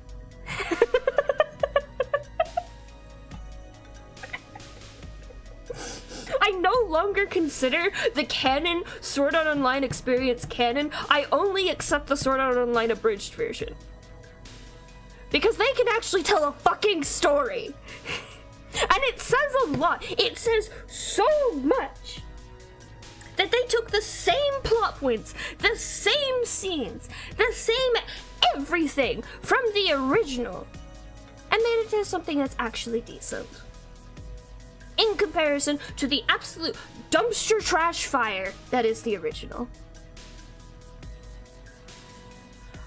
Yeah, just don't, like, share real names or anything. Like, whatever you're comfortable talking about for a story about yourself is fine. Just don't, like, don't track other people. Like, I tracked Viper earlier by accident. Also, yeah, Neo, totally send me isekai recommendations. I need some decent isekais, because I keep just getting angry at isekais. I want a good isekai! I love, like just true fantasy. Like, Dungeon Meshi is fucking incredible. I adore Frieren. Frieren is just a magical experience. I say I can't wait for it to end, mostly because I feel like the ending is going to be actually, like, a beautiful cathartic ending. But I also just want it to continue forever, because, like, the whole point of it is just, like, Frieren's journey of understanding humanity and the relationship with them is it's such a good fucking story, okay? Oh, please read Dungeon Meshi's manga. It is incredible. It's finished. It's not absurdly long, too. I have a lot of opinions on stories. Look, here's the thing. Here's the thing about, like, me and, like, any media ever, but, like, especially anime. I started with Full Metal Alchemist Brotherhood. And until Dungeon Meshi and Frieren came out, nothing compared to the absolute masterpiece that fucking Full Metal Alchemist is. And I need more of it, because I love masterpieces like that. I think they're amazing. Dungeon Meshi is absolutely a masterpiece. Like, just as, if not higher quality than Fullmetal Alchemist.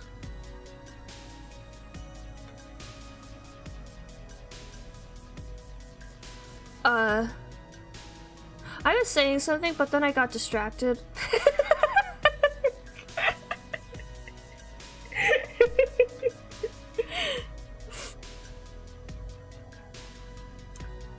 Oh, but yeah, like, Sword Art Online, it just gets worse. It's not worth it. Don't be like me. Don't save yourself the wasted time. Don't watch the rest of Sword Art Online. I think the one interesting thing in Gun Gale Online is that a serial killer is using the game to, like, track people through their IP address or some shit. And that's cool. Why is he using a sword in a gun game? Like, no. Just, no. No. No. No!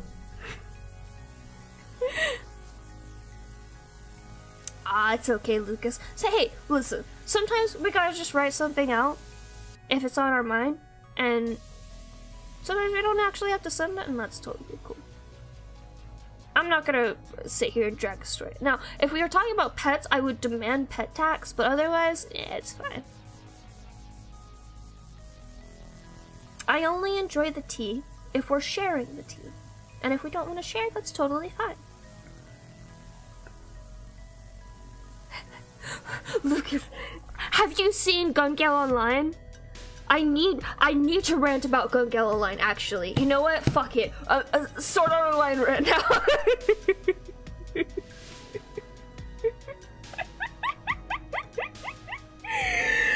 Oh my god. The worst part is, once again, Sword Art Online Gun Gale Online could have been an interesting anime with interesting thoughts on video games. Because the idea of a guy going, well shit, I don't play shooter games, but I am great at melee, thinking, yeah, let me go play the gun game. For whatever fucking reason he's playing the gun game, I don't even remember the reason, but he's just like, yeah, I'm just gonna stick with the sword. I think he should have been curb stomped left and right until he found a technique that worked against guns. Because the techniques you use in the sword game against other sword users, and in the fairy game for sword against other medieval women users, do not translate well when you're bringing a melee weapon to a gunfight!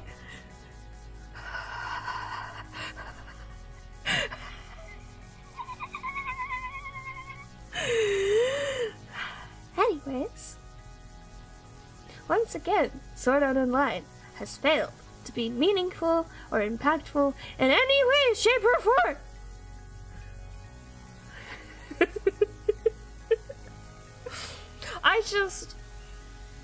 I really can't wait for the SAO Abridged team on YouTube to get to Gun Gale Online, because I know whatever they do with it, it's going to be so fucking funny.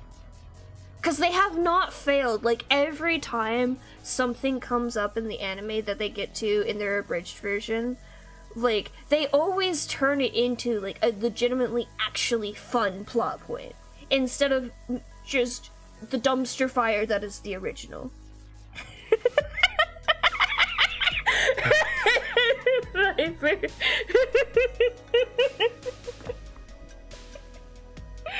And I'm mad because, like, I do like the visuals, I do like the environments, I think the character designs are milquetoast, bland, and frankly not cool. But, like, I feel like there was something there, and then they just never did anything with it. And I think the same thing happened, I believe this is the same author, for Excel World. Like, again, they had a really interesting concept, and they had a really cool game. But milquetoast, guy that the watcher is supposed to, like, imprint on and believe this is himself, date girl. and every girl in love with him. Date girl. That's all. That's the important thing here, right? The worst part is, I enjoyed the romance in Excel World a little bit more. And I think they could have gone with it. But they made it so... What's the word here? Not infuriating, not annoying. Just like...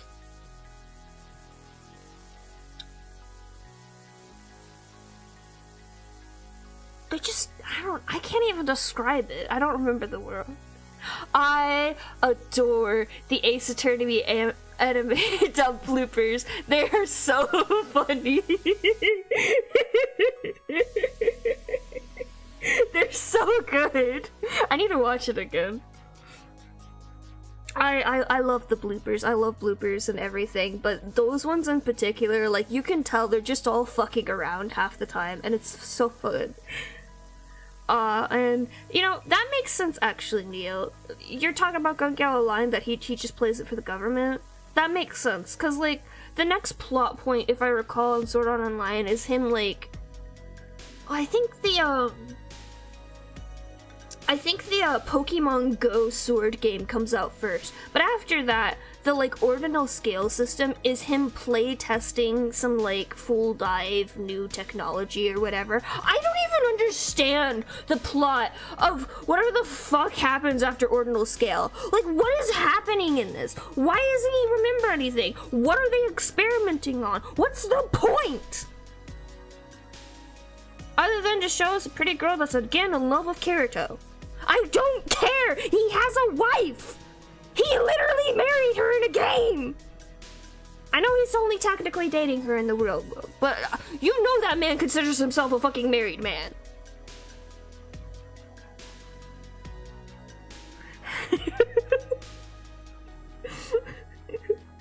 If you thought my green rant was long, my rants about Sword Art Online could get even longer.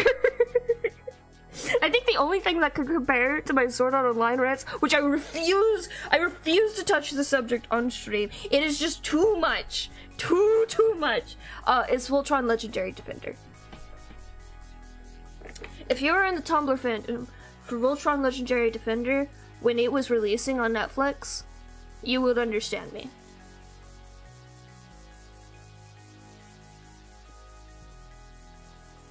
God, could you fucking imagine?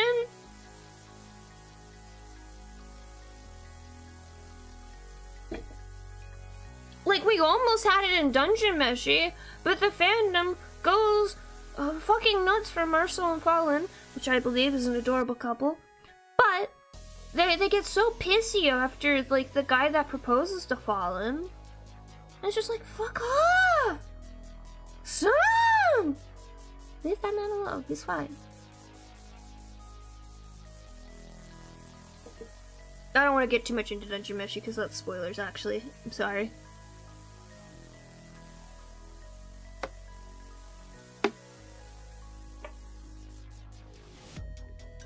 It's not major spoilers, I mean...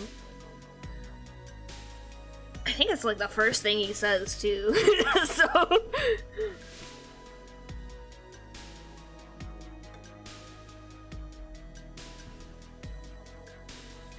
I genuinely cannot recommend Dungeon Meshi enough. It is incredible.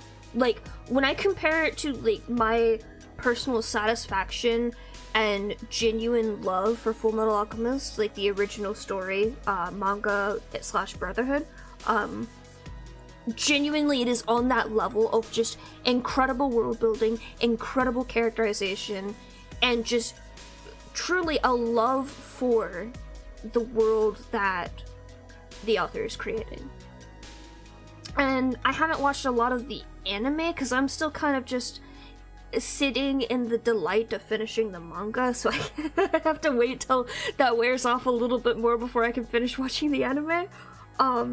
Like, I feel like the anime truly does bring that essence of it to the anime itself. I believe there are some things that are skipped still in the anime, but, like, it's done in a thoughtful way. Like, genuinely, 100 out of 10 story to read or to watch.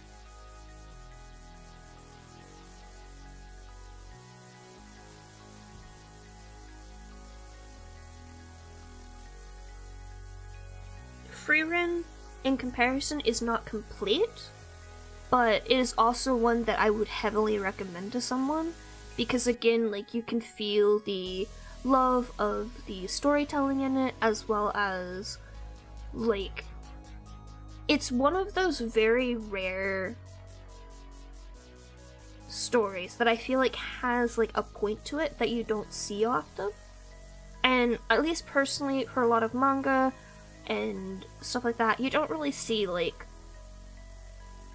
somebody is trying to get at a point to you. You don't often, like, find that in stories that are in manga and anime, because a lot of the time it's just like, yeah, action adventure, I'm gonna be a hero type thing. And that's totally fine. I'm not bashing on that in the slightest, but personally I find it a genuine joy to see how the storytelling and the importance of that core idea that they're trying to get to in Frieren. I think that is, like, peak storytelling that I enjoy reading.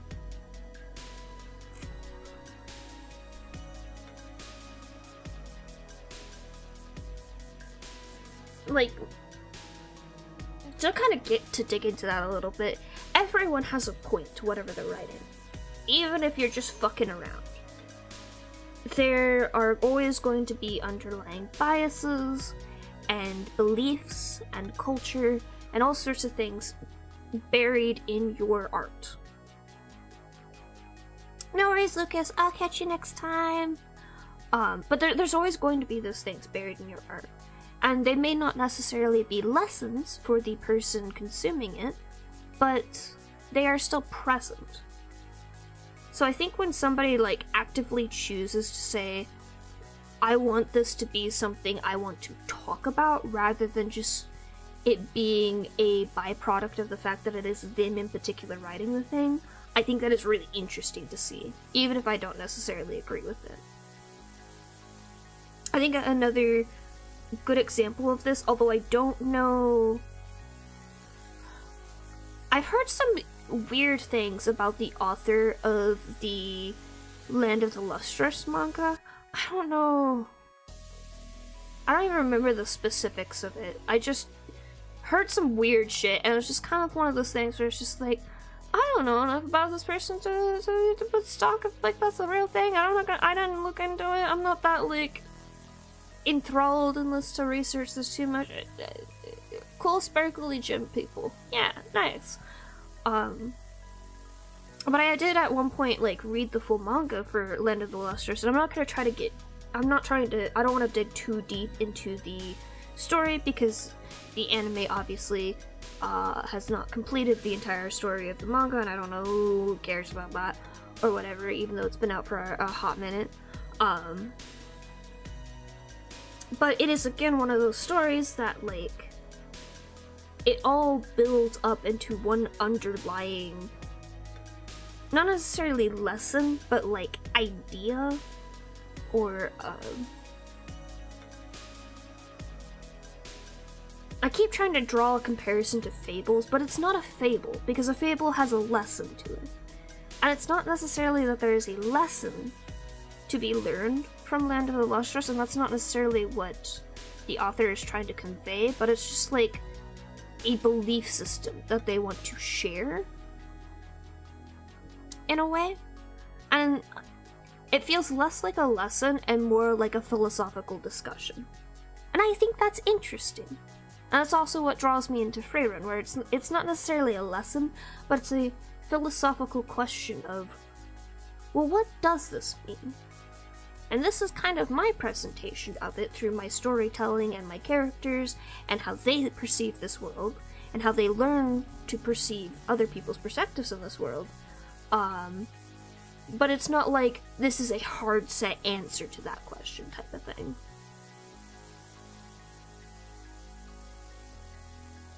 And I think I personally enjoy this the most. I think,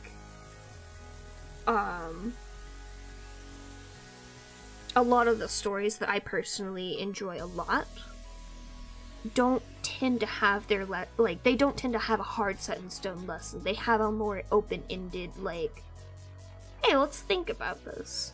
Is this okay? And sometimes it's a very clear, like, yeah, that's okay, or yeah, that's really not okay. And that's pretty clear in, like, the text of it itself, and that's fine. Like, this is a bad example for this in particular because I feel like they outright state it in the Percy Jackson books, but, like, spoiler alert for the original, like, 5-book series, the build-up of the whole thing is all of the demigods, like, they understand that their parents are gods, and they're busy. They're running the world. They got a lot on their plate. That's a whole lot. And they have a lot of brothers and sisters, and it makes things a little awkward at times. And it's kind of weird that they're not actually, but kind of semi-related to a lot of the people at the camp that they're all at. But, like, could their godly parent spare 5 fucking minutes out of their year to come say hi? You literally had a hand in my birth? Come on. Like, I'm your kid. You should pay attention to me. You should think about me. Maybe not all of the time. Obviously, like, you've got a lot of kids sometimes. And others don't, and it's whatever. But, like, it's this very clear, like, idea of, like, hey, are your kids tools? Or are they family? And you see the different ways that different gods treat their kids, and how other mythological beings in this also treat the kids and all that stuff. And it makes it really interesting. It makes it really intriguing. To me, at least. And then again, it's one of those things where it's like, sure, Rick Riordan didn't make up the entire Greek mythology, but he used what was there in a very intriguing way, and he put a lot of care and thought into how he used Greek mythology to tell a story, and I think that's interesting. I personally like borrowing a lot of things from existing mythologies as well, and I'm trying to take more care and put more research into it, but I don't plan to use it in that same fashion of, oh yeah, that's literally just Zeus, the Greek god of lightning. Because, like, for example, I think one of the more major mythologies I've been using for a lot of my major characters is Norse mythology, but I do also have a lot of Greek mythology and Roman, and what's the other one?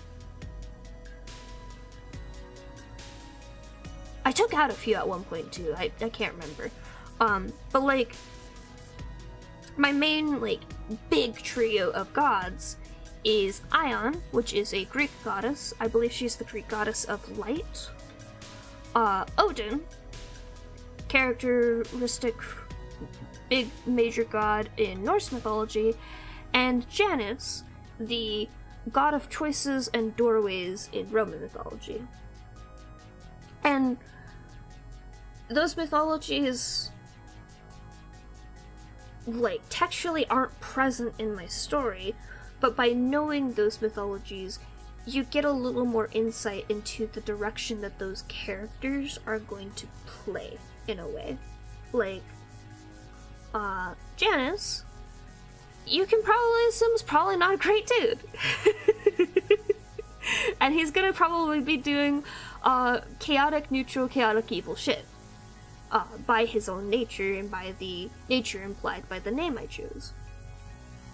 In the same fashion, Odin is probably going to be a traveler of some kind. That is a pretty textual, maybe not traveler, maybe just the implied, like, Vikings mythology sort of deal type of thing. I'm trying to avoid spoiling my characters. Because they're important! They're important to Ambrosia's story. At least Janus's, I don't know that They do eventually come across Ion, but I don't believe they ever meet Odin. But Janice and Ion do show up in their story.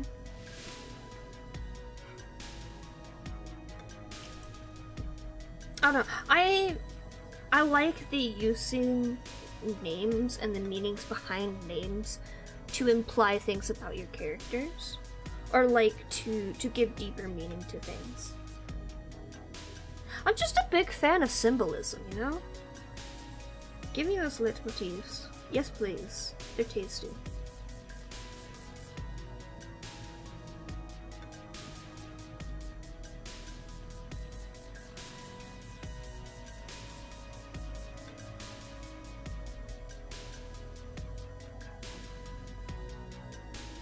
I need to actually, like, draw some things today.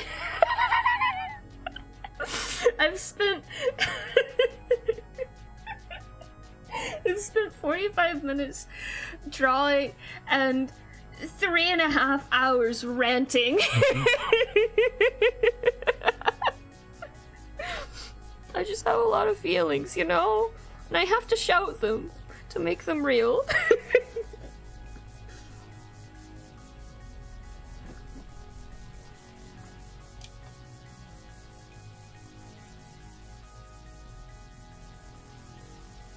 That's okay. This animatic's taking long enough. It can take a little longer.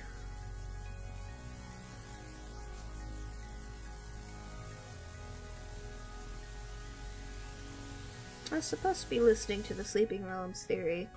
How far am I into this video? Ah, right. 2 out of 6 hours.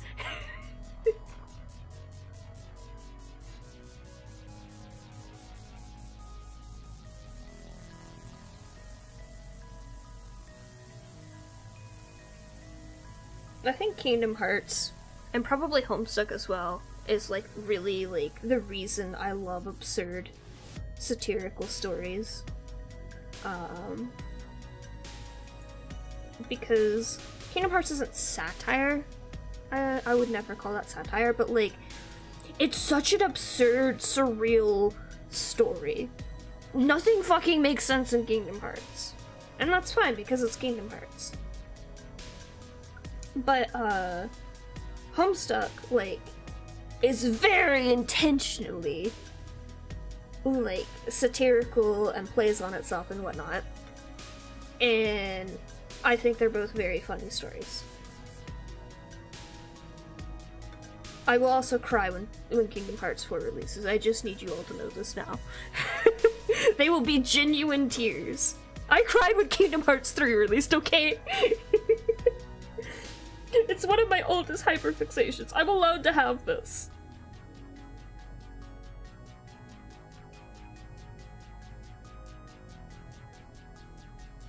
I just think Sora, Riku, and Kairi are neat, okay?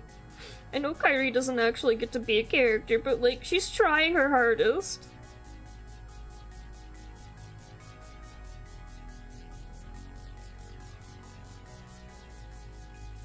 It's fine. Maybe one day they'll allow her to be a character.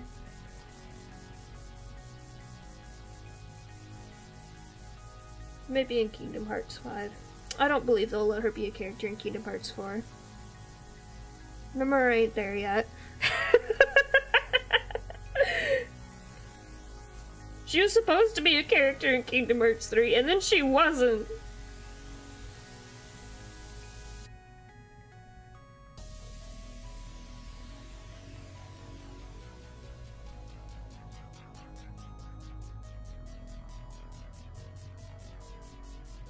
Oh, I forgot I was at the gay Keyblade part.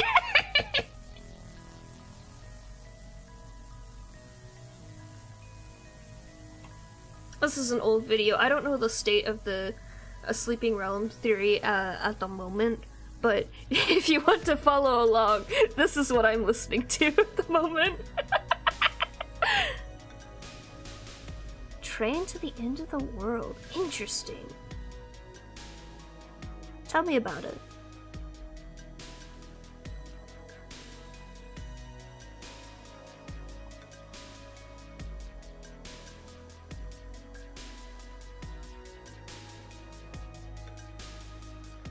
Well, I just saw a Reddit post called an insane cold open, and I am intrigued by that.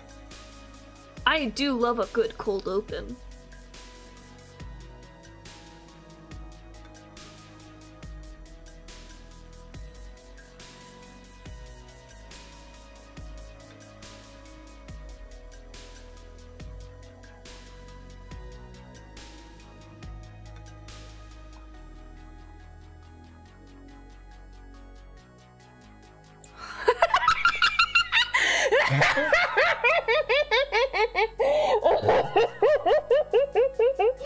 Oh, I'm definitely watching this now.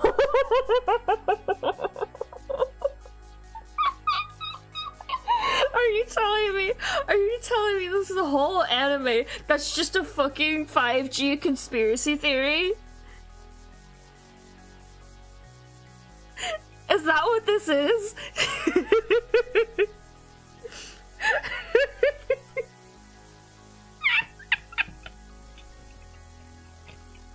I love that.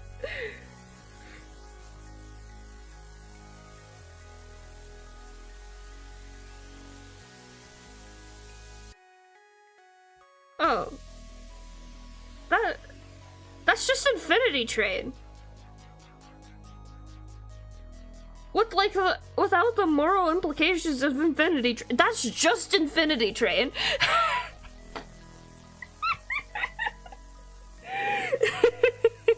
Oh, speaking of which, Infinity Train will forever remain incomplete, but it is a fucking masterpiece and you should watch it.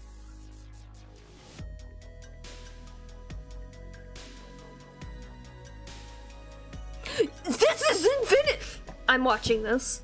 I'm definitely watching this because I fucking love Infinity Train. The only reason Infinity Train is not my #1 thing I love the most in the world is the fact that it is incomplete and I will never know the true story and ending of Infinity Train, which infuriates me to no end because the reason it got cancelled was they thought it had too harsh of lessons to teach children, which I think is bullshit.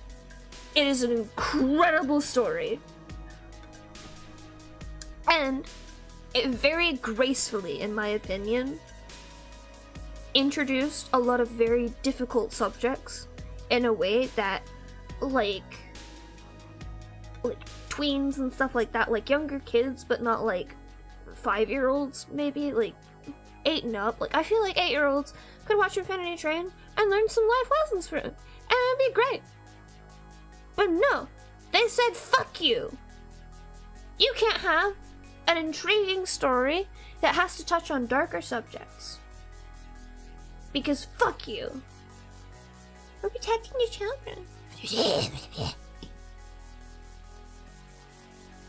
I could rant about that for a while. I never did finish doing the watch together of Infinity Train. Maybe we should start that back up. I do still have all the episodes. I need to get them in higher quality though, I will admit that. I have some of them in good quality, but not all of them.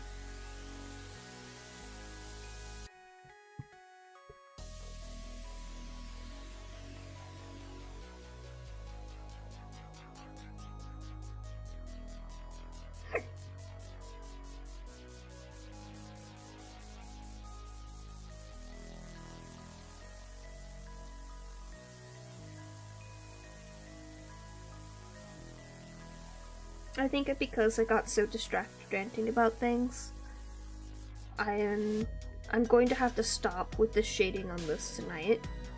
Like, finish shading this and that's gonna be it. Which is sad.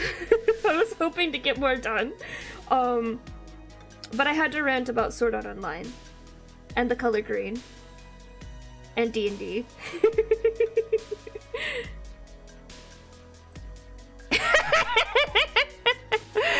Oh, hell yeah. That's a great title.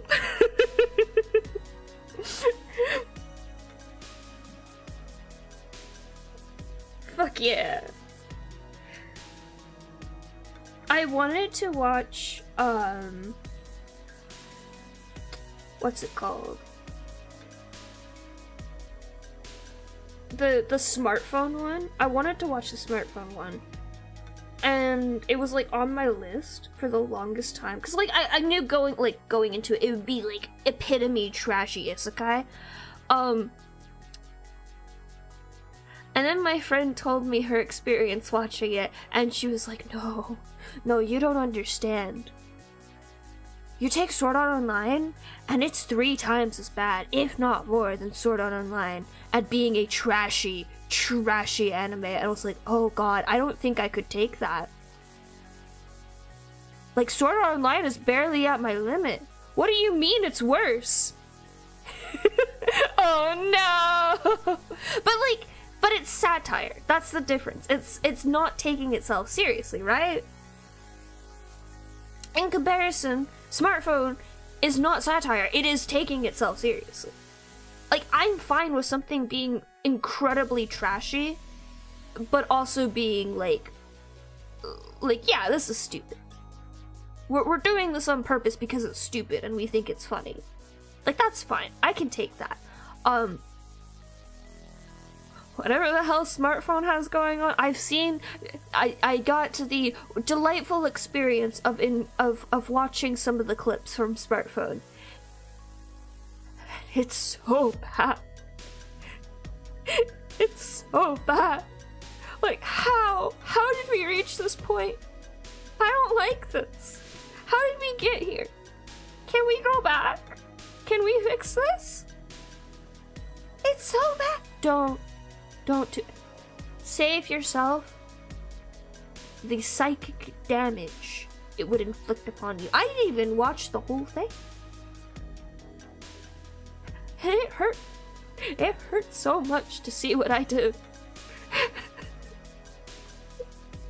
I don't even remember. I have blocked it out of my mind. All I remember it was that part of it was a shower scene. But I have blocked every moment from my memory because it was so bad. At least with Sword Art Online, I can rant about it.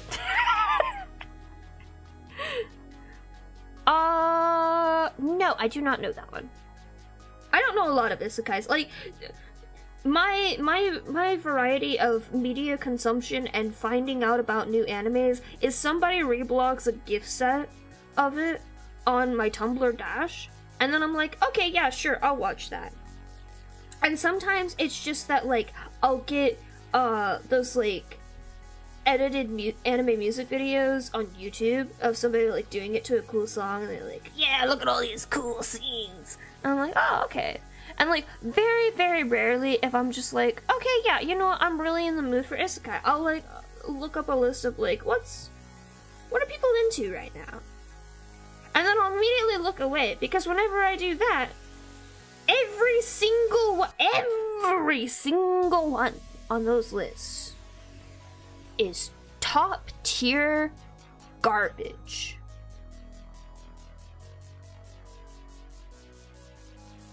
And I'm not wrong for saying that. And they're like, oh yeah, they're so good. 7 Deadly Frames.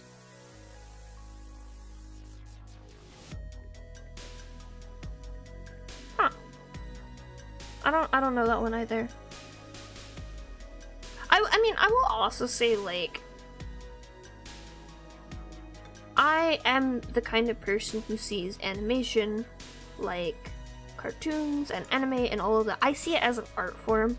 So, like, again, I started with Full Metal Alchemist Brotherhood. Like, that was, like, top tier. You could not get better than that for at least my age group at the time of watching it. Level of just immaculate storytelling. So the bar is so high for me, which is unfortunate.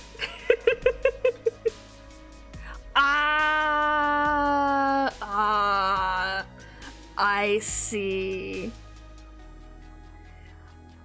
I understand. I didn't watch the anime for 7 Deadly Sins, because I read, like, half the manga, and I decided I fucking hated it. It's bad. Why do people keep telling me it's good? If somebody likes it, I won't judge them for it. It's not the worst. But, like, it's so bad. It's so bad. I must have missed it when you mentioned it. I will copy that one down too as well.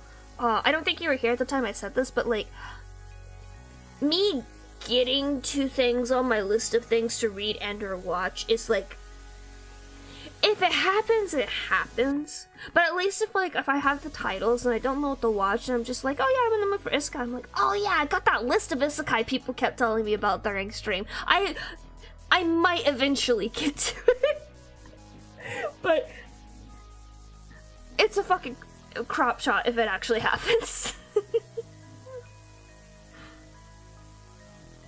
But yeah, Seven Deadly Sins sure is a level of trash. It's a...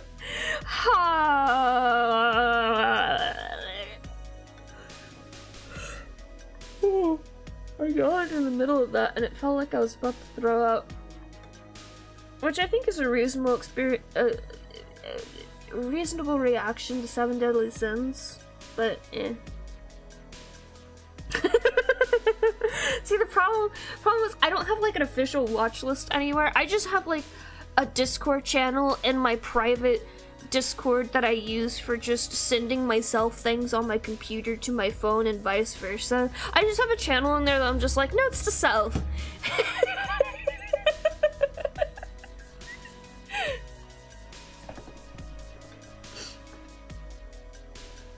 I actually should probably clear out, like, before I got my note-taking app that I use now, I would send, like, mood boards for, like, character designs and, like, story stuff in this Discord to myself.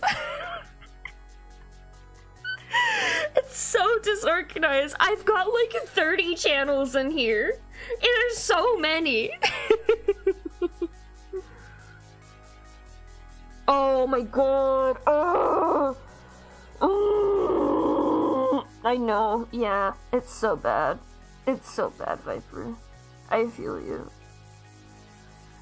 It's just... I'm so sad because, like, Seven Deadly Sins as, like, a starting point for an idea for a story and, like, a symbology thing, like, I find that interesting. I like the idea of it. But, like, there's just nothing there. There's nothing there. And Melodus isn't even the character that represents lust, if I remember correctly. He's just an asshole. He's just that much of a fucking asshole. I'm just like, get it away from me. Stop telling me it's good. It's not. It's bad.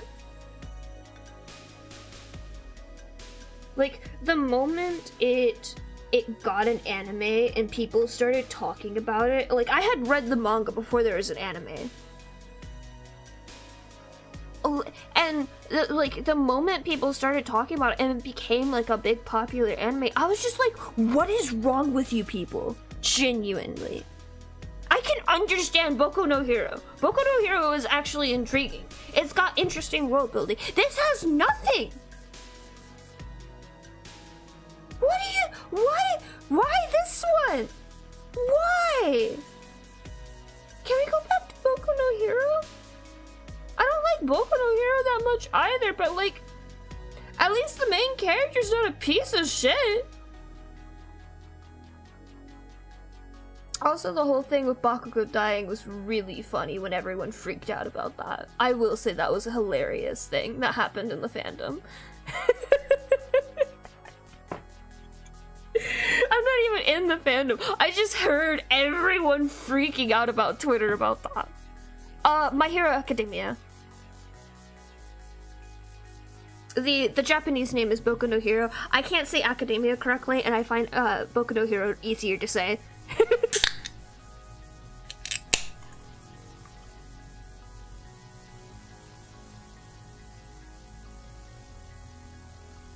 I should probably end stream before my voice goes out, not gonna lie.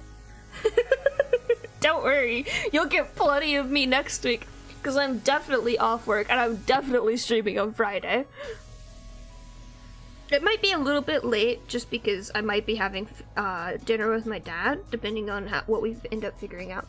Oh no! Oh no! Oh no! No! No! No! No! No! No! No! No!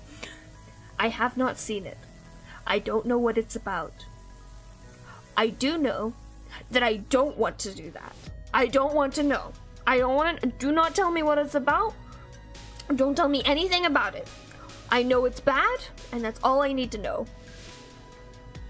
It was so bad that the friends that told me the name of it, and I was just like, oh, what's that? They were like, no.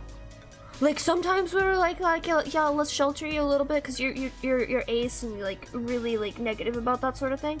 But no, you don't want this one. You really don't want to know. It will scar you for life. I'm shaking your hand, Viper, and just choosing to know nothing about it. Just choosing out of personal sanity to not know a thing about it.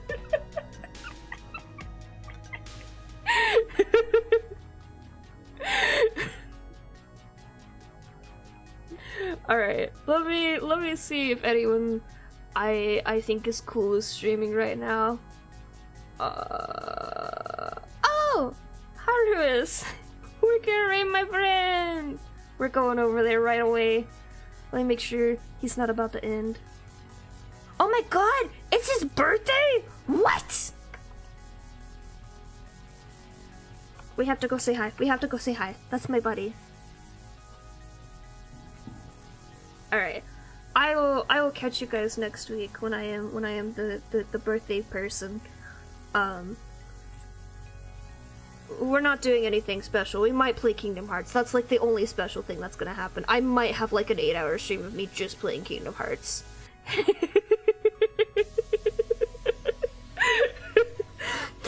That might be my Friday, depending. More information in the Discord to come when I know what's happening. But yeah, I'll catch you guys then.